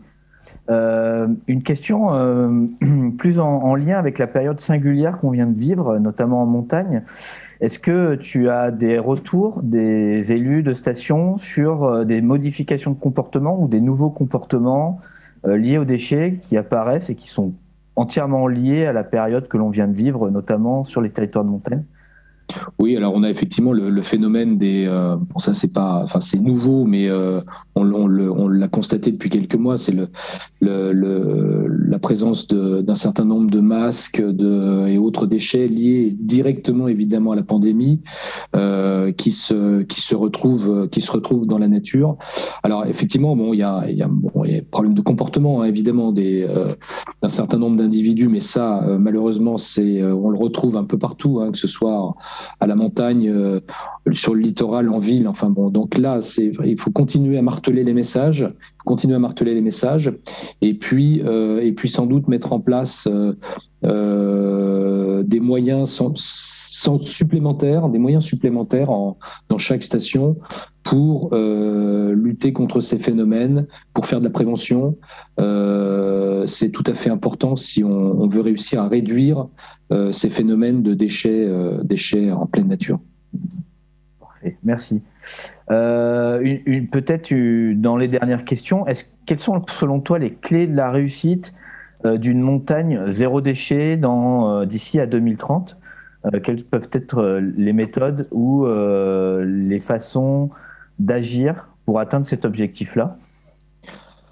Je pense qu'on n'échappera pas à un travail collectif, hein. C'est vraiment, il faut que tous les acteurs de la montagne tirent dans le même sens et adoptent sans doute les mêmes outils vis-à-vis pour lutter contre ces phénomènes. Je pense que les associations comme Mountain Riders sont tout à fait évidemment essentielles pour sensibiliser, pour à la limite, je dirais même rassembler un petit peu tous ces acteurs, hein, que ce soit les acteurs économiques, acteurs institutionnels. L'association Mountain Riders a un rôle tout à fait important. Je crois que c'est pour ça qu'on est tous là aussi aujourd'hui. C'est parce qu'on a évidemment ça bien en tête. Et c'est vrai que grâce à un acteur associatif qui connaît la montagne depuis très longtemps, qui connaît les sujets liés au développement durable, qui connaît parfaitement le sujet lié aux déchets, je pense que Mountain Riders peut nous aider à nous rassembler et puis à agir collectivement pour faire disparaître, on l'espère, ce genre de phénomène. Parfait, merci. Peut-être une dernière question. Quel serait le rêve idéal de l'ANMSM sur la question des déchets en montagne ? Eh bien, le rêve absolu, c'est de ne plus retrouver de déchets dans nos stations, dans nos montagnes, sur les pistes, enfin voilà, sur nos territoires. On peut y arriver, hein. Il faut être ambitieux, hein, comme les Mountain Riders sur sa démarche montagne zéro déchet. Il faut être ambitieux et se dire que en agissant, en se donnant les bons outils, en agissant tous de concert et en mobilisant évidemment le plus grand nombre, on peut réussir à limiter, peut-être faire disparaître la présence de déchets en montagne. Je te remercie pour cette intervention. Oui, merci Guillaume. Alors simplement pour souhaiter à tous un travail constructif sur le sujet. Merci. Moi, je vais rebondir tout de suite. Quand on entend Joël Retailleau, Jérémy, je vais m'adresser à toi d'abord, puis à tout le monde ensuite.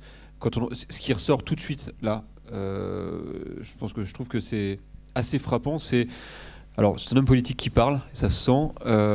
Et il y a deux choses. Il parle de frilosité. Il parle de frilosité à communiquer. Il en parle et puis il cite le nom une fois, mais on le sent dans toute son intervention. Et puis il dit en gros que heureusement que Mountain Rider est là pour rassembler. En fait, en gros, il nous faut quelqu'un d'autre parce que nous, entre nous, on n'y arrive pas, quoi. Voilà, je trouve que c'est ce qui ressort. C'est un sujet important parce que ce côté se fédérer, et Isabelle, on pourra en parler après d'ailleurs en faisant la comparaison avec le monde de la mer aussi. Ce côté se fédérer en montagne, comme dans d'autres, il n'est pas simple. En tout cas, on le sait. Là, en l'occurrence, sur ce sujet-là, je trouve que c'est vraiment ce qui ressort. Ça ressort vraiment.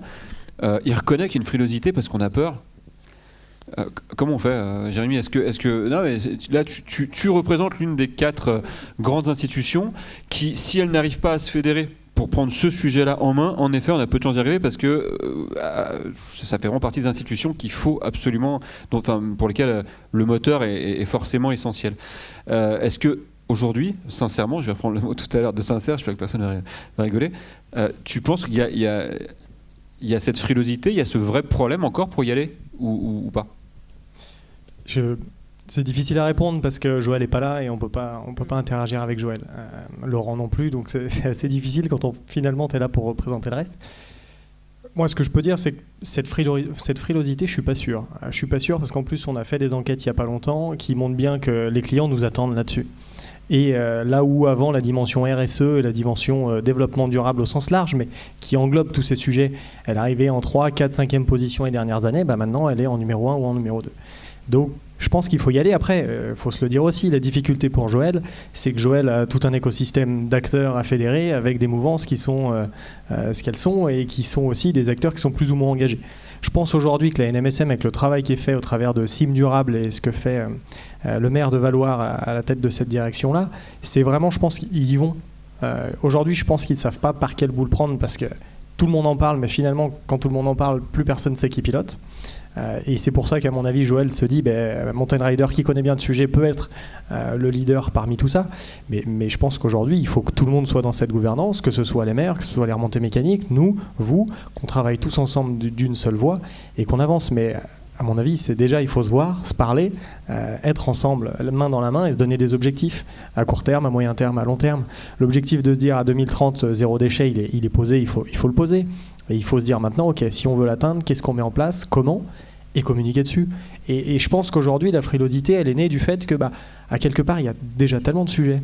Et cet hiver, nous, quand on interroge les écoles en leur disant mais qu'est-ce que vous voulez faire ? La première des choses, c'est de remettre les gens au boulot, c'est de remettre les gens sur les skis, c'est de se rapproprier ces automatismes. Le club, cet été, c'est 20% de leurs employés qui ne sont pas venus au premier jour d'ouverture du club, donc c'est quand même dur. Donc maintenant, il faut que nous aussi, tout le monde, on se remette ensemble, qu'on reparte. Et après, je pense que ça va être le sujet qui va venir. À mon avis, la frilosité, elle est plus temporelle que structurelle. Ok, c'est vrai que pour ça, faut se fédérer en effet. Isabelle, est-ce que dans le milieu que tu connais plus justement que la montagne, donc la mer, est-ce que les différents acteurs ont déjà pris des initiatives en commune ou en tout cas une façon de se fédérer qui peut être aussi, pourquoi pas, inspirante pour le monde des montagnes, enfin de la montagne ? Et il se passe beaucoup de choses. Je ne sais pas par quel bout prendre, mais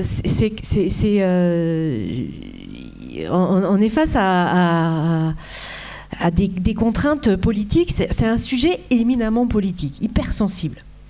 Tu mets le doigt sur un truc on soulève la merde quand même. On montre à voir des choses qui sont pas géniales. Et donc ça dérangeant.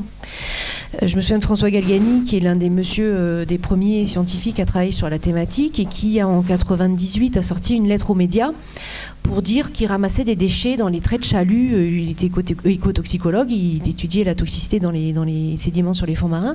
Et il remonte du déchet, il se dit il y a un truc qui va pas. Il a commencé à étudier, il a sorti les résultats et on lui a dit oui, c'est un gros problème. Bon, par contre, s'il vous plaît, restez bien loin des côtes. Hein ?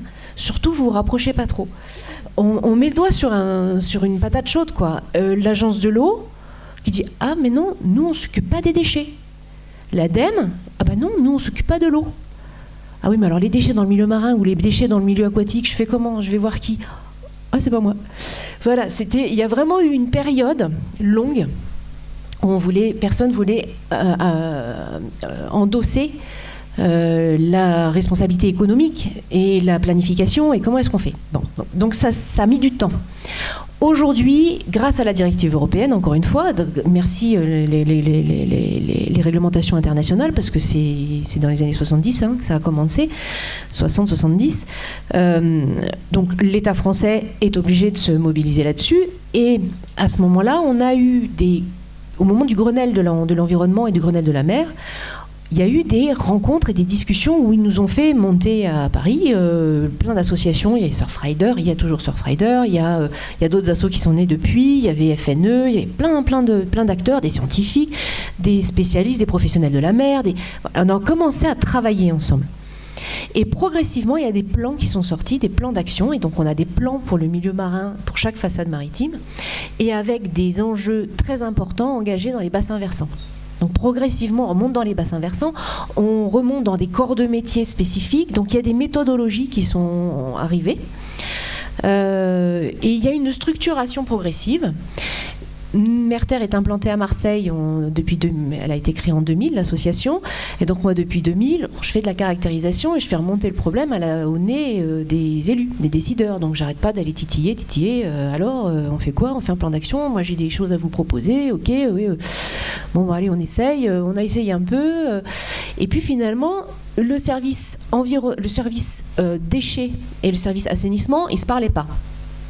Et on voyait les gars du service de nettoiement de propreté qui poussaient les déchets dans les avaloirs en disant oui, tu reçois le secteur sous la nappe du béton, sous l'asphalte, il y a tout un univers en 3D avec des tuyaux, il y a des réseaux hydrographiques, je ne sais pas combien de kilomètres il doit y avoir sous Marseille, mais c'est vaste, il y a énormément de déchets là-dedans qui se baladent, mais il n'y avait pas de lien entre le secteur propreté et le secteur assainissement. La communication également, parce qu'ils ne veulent pas communiquer sur le sujet, c'est un sujet sensible. Et donc, progressivement, il commence à y avoir des relations. Le directeur du service assainissement est devenu le même directeur que le service propreté, et du coup, il y a une amélioration dans la circulation de l'information au sein même des collectivités territoriales. Et dernièrement, il y a eu un appel à projet lancé par la métropole. Suez a répondu et a fait appel à l'association Merter pour les aider à définir dans les réseaux hydrographiques les endroits où il y avait le plus de potentialité d'équiper les réseaux pour empêcher la plus grande quantité de déchets de descendre vers la mer. Et tout ça, ça a été grâce aux travaux de caractérisation et de données qu'on avait acquis depuis des années. Et on travaille avec le syndicat intercommunal du bassin versant de l'Uvonne, il y a les Égalades également, donc on a des petits fleuves côtiers qui amènent énormément de déchets. Mais donc la collectivité a compris qu'il devait peut-être mieux équiper les réseaux pluviaux. Mais ça, c'est une révolution aussi, parce que Suez, maintenant, devient plus professionnel sur la question des déchets sauvages diffus et va pouvoir exporter et reproduire cette expérience ailleurs. Et on a aussi des systèmes qui sont en train d'arriver de récupération des déchets, des filets dans les réseaux pluviaux, pour empêcher que ça descende à la mer. Voilà, c'est des petits exemples. Et puis, la plateforme collaborative Zéro Déchet Sauvage a cette vocation aussi à apporter un outil concret. Enfin, on s'appuie là-dessus, mais ça ne peut pas fonctionner s'il n'y a qu'un outil. Il faut animer ce réseau. Donc, dans l'association, donc on est dans ce chantier de réussir à se fédérer, se rassembler. Donc, on a créé des copilotes dans les territoires. Donc, pour nous, Mountain Riders, vous êtes nos copilotes vraiment privilégiés, compétents et solides sur lesquels on peut s'appuyer en montagne. Vous connaissez le réseau, l'écosystème, et du coup, c'est vous accompagner, être avec vous et nous apprendre de vous. C'est vraiment dans ce partage d'expériences, faire remonter vos expériences à Paris ou à Marseille, faire qu'en sorte, parce que vous avez 20 ans, je connais peu d'organisations aussi structurées, aussi longues dans le temps et qui ont des résultats. Il y a quand même. Et je pense que c'est le milieu marin, c'est ce miroir entre la montagne et la mer. Je je trouve qu'il y a une structuration du fait de l'activité sportive et de loisirs et événementielle qui est assez comparable. Voilà, donc il y a cette volonté de se fédérer, et je pense que la perspective de cette nouvelle REP sur les plastiques à usage unique oblige les acteurs à unir leurs forces, parce qu'on est dans un socio-écosystème complexe et chaque acteur a son rôle qui est aussi important que n'importe... J'ai souvent une vision, je suis écologue au départ, je suis biologiste, donc j'étudiais l'écologie, les écosystèmes, et donc dans un écosystème on voit que chaque espèce est aussi importante que l'autre, et chaque individu dans l'espèce est aussi importante que l'autre individu. Il y a cette notion d'écologie, donc un écosystème où on est en relation avec son environnement et on est en relation les uns avec les autres et tous ensemble avec son environnement. Et il y a il y a de la coopération, il y a de la solidarité entre espèces, il se passe plein de choses. Et donc souvent je fais le parallèle de nos milieux humains. Nous on a des écosystèmes de partout. On s'est implanté, on a envahi la planète. Et nos écosystèmes ont leurs différents types d'activités, et chaque espèce, je passe un petit peu organique comme ça, mais on a les distributeurs, la grande distribution, le secteur du tabac, le secteur du réseau d'assainissement. En fait, on a des grands corps d'activités comme ça, qui sont aussi importants les uns que les autres dans ce socio-écosystème, et c'est de faire en sorte que tout le monde soit autour de la table pour réussir à résoudre le problème. Et en s'appuyant sur des données tangibles. On ne peut plus dire non, c'est pas vrai. Là, c'est factuel. Il n'y a pas d'émotion, c'est juste factuel. On s'appuie sur des données réelles, et donc c'est très important ce que vous faites. Et je vous remercie vraiment depuis 2 ans de caractériser ces déchets. Et j'entendais tout à l'heure des résultats.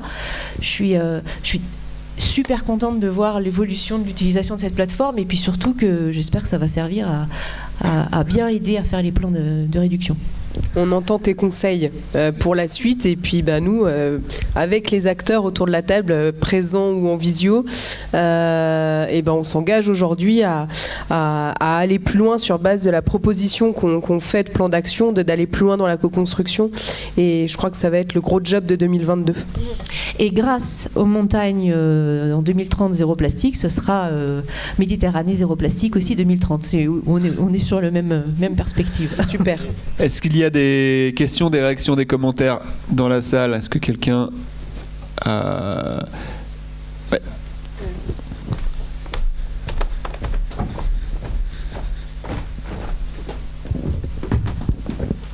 C'était juste, je suis porte-parole de Sophie de Champs-Rousse qui est partie et qui a souhaité te remercier particulièrement, Guillaume, pour la qualité de ce que tu as réalisé, ton engagement, ta pédagogie, tout ce que tu as apporté. Et voilà, elle souhaitait particulièrement te le dire. Voilà.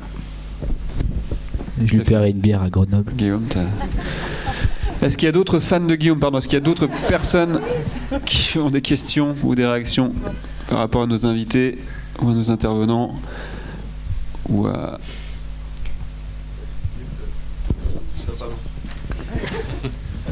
Non, c'est peut-être effectivement l'occasion qui était aussi l'ouverture de toutes ces associations qui font un travail parallèle qui est complètement complémentaire.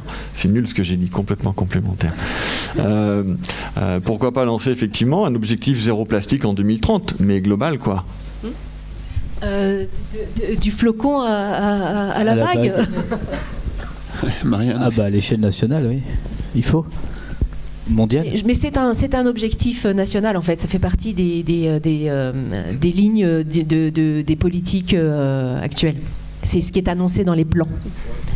Ça a été repris ça a été repris par la région sud. Oui, et sur cette date, c'est pas sorti d'un chapeau. Hein. Il y a cette partie, on va dire, réglementaire et politique, et il y a aussi la partie en fait changement de comportement. En fait, on sait qu'un comportement change en moyenne dans une dizaine d'années. Donc là, on est sur 8 ans, c'est un peu plus ambitieux, mais en fait, c'est aussi être réaliste. Ça veut dire qu'on va pas non plus mettre la pression à tout le monde, se mettre la pression de manière exacerbée en sachant que ça va capoter, quoi. On est quand même conscient qu'en fait c'est un temps long, même si on est dans l'urgence, et qu'en fait il faut qu'on trouve un équilibre. Donc on est quand même plutôt raccord avec les politiques nationales, internationales, donc, et aussi raccord avec le temps de changement individuel de chacun. Est-ce que je peux intervenir? Moi, j'avais une réaction par rapport à ce que disait. C'est Sophie ou comment? Je ne sais plus comment elle s'appelle. Oui, Sophie. Non, de genre non. Marianne. Qui parlait de ces mesures de micropolluants, de pollution chimique dans le milieu marin, et ça m'a évoqué la question des médicaments. De tout ce que nous mettons dans notre bouche, tout ce que nous consommons, qui incidemment va aboutir dans le milieu naturel. Et donc ça nous donne une part de responsabilité. Et je trouve que finalement mesurer les déchets, faire cette archéologie, c'est de la psychosociologie économique, je ne sais pas comment dire, mais c'est vraiment quand on analyse et quand on mesure, finalement on se réinterroge sur chacun de nos gestes, parce que ce sont des traces et ce sont des actes commis qui génèrent ces objets ou ces pollutions. Et je me dis, bon sang, mais c'est une révolution complète de notre modèle de consommation et économique. Parce qu'on a d'un côté un lobbying médical qui dit attention, les plantes médicinales naturelles, non, c'est pas bon, surtout vous utilisez des molécules chimiques qui sont fabriquées en s'inspirant de molécules naturelles évidemment, mais bon bref, on se marche sur la tête. L'économie du fabriquer des objets dont vous pensez qu'on essaye de vous rendre, je trouve pas mes mots, dépendant, oui, et en fait il y a ce rapport à la consommation qui est, quand on voit les médicaments, c'est beaucoup d'anxiolytiques, beaucoup de j'ai mal à la tête, ça y est, je prends un... Enfin, c'est pas une responsabilisation des gens. C'est-à-dire qu'il y a un système économique qui insiste pour rendre les gens en manque affectif, en manque de reconnaissance, en manque de bien-être. Et donc comment est-ce que je vais combler ce manque?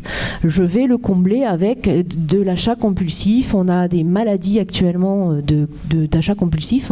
C'est devenu, c'est rentré vraiment dans un vocabulaire maintenant qui existe. Je consomme. Et je pense qu'il y a un gros travail qu'on doit faire, et au niveau de l'éducation, au niveau de nos relations les uns avec les autres, et dans la qualité de la relation qu'on va avoir avec nous-mêmes. C'est hyper important de répondre à nos manques autrement qu'en consommant des trucs qui servent à rien et qui font un appel d'air à un système qui pollue et qui empoisonne et qui ne répondra jamais aux besoins de nos sensibilités d'être humain, de voir du beau, de vivre bien, d'être heureux les uns avec les autres. Et je trouve que moi, en travaillant sur les déchets depuis 94, ça commence à faire un bout, ça fait 28 ans. Oui. Ce temps passe vite. Aujourd'hui, c'est ça que ça m'interroge. C'est à ça que ça me renvoie. C'est quelle est la qualité de la relation qu'on a les uns avec les autres. Et je peux vous dire que travailler avec les associations, c'est pas facile. Et on se rend compte qu'il y a encore un facteur humain qui est vachement freinant parfois. Enfin, vachement, et quand je dis parfois non, souvent, c'est ce qui freine le plus, c'est le facteur humain. Donc je pense qu'il y a un travail qu'on doit faire les uns tous autant qu'on est, de qu'est-ce que je veux dans la vie, comment je suis en relation avec les autres. Il y a beaucoup de concurrence, il y a beaucoup d'ego, il y a beaucoup de besoin de reconnaissance, de valorisation. Excusez-moi, du coup je prends un peu la parole, mais je trouve que c'est super important. Voilà, je reviens, on sort du truc de l'écologie, de la chimie et tout ça, je reviens vraiment sur du psychosocial, parce que l'humanité est malade, quoi. Voilà, faut retrouver du cœur, faut retrouver de la joie d'être ensemble et d'être dans la vie, et puis sortir de cette espèce de superficialité dans lequel on est rentré. Voilà. C'est un beau mot de la fin et qui nous parle évidemment à nous, mais je pense à tous, et qu'au-delà de tous ces sujets, cette approche technique des déchets qu'on a eu cet après-midi, il y a évidemment des enjeux humains autour de tout ça, et d'ailleurs c'est bien l'objet de notre travail quand il s'agit d'éducation. Merci beaucoup. à vous trois. On va passer aux choses concrètes. On va vous proposer une heure d'atelier. On vous propose 2 ateliers différents, donc surtout ne partez pas. Alors toute personne qui part, voilà, est vue du coup, et on a une équipe là-haut qui normalement punit. Non, du coup, on a 2 ateliers. Le premier, animé par Guillaume, donc pour tous les fans de Guillaume, vous pouvez y aller. Il va poser notamment la question de comment, à échelle locale d'un territoire, d'une station, on met en œuvre la réduction à la source. Comment, tout à l'heure, on parlait de cette caractérisation et on passe au diagnostic avec les élus qui prennent des décisions. En gros, ça va être l'objet. Et c'est pas une conférence, c'est bien un atelier co-construit avec vous. Le deuxième, il est animé par Alice. Alors, je vois pas Alice, mais elle doit être par là. Elle est dehors et elle vous attend. Et là, on est dans le super concret. C'est le ramassage comme outil pédagogique. Donc, c'est là de vous présenter tous les outils qui sont là. Et en tout cas les différents outils que vous pouvez vous demain avoir sur votre territoire ou dans votre structure pour du coup animer tout ça chez vous. On vous donne rendez-vous dans 1 heure ici. C'est important de revenir. On prendra 3 minutes simplement pour dire 2 mots de remerciement et surtout faire une photo tous ensemble. Et après apéro à 17h, on l'a un petit peu avancé pour être sûr que vous soyez bien là. Donc apéro juste dans la salle où on a pris le café ce matin. Je crois qu'on est bon. Donc pour ceux qui vont... On me fait des signes. Je comprends pas. Ah oui, pardon, non, mais disons que j'ai du mal. Et effectivement, pour ceux qui ne veulent pas travailler, il y a le film Conscience. Pour ceux qui veulent vraiment finir en douceur et qui l'ont pas bu ce matin. Donc 1 heure de diffusion de film. Et d'ailleurs, Juliette vous en dira quelques mots en ouverture, il me semble. Voilà, donc vous avez en fait 3 propositions d'activités. Rendez-vous ici, du coup, à la fin du film Conscience, à 17h. À tout à l'heure à tous. Et merci.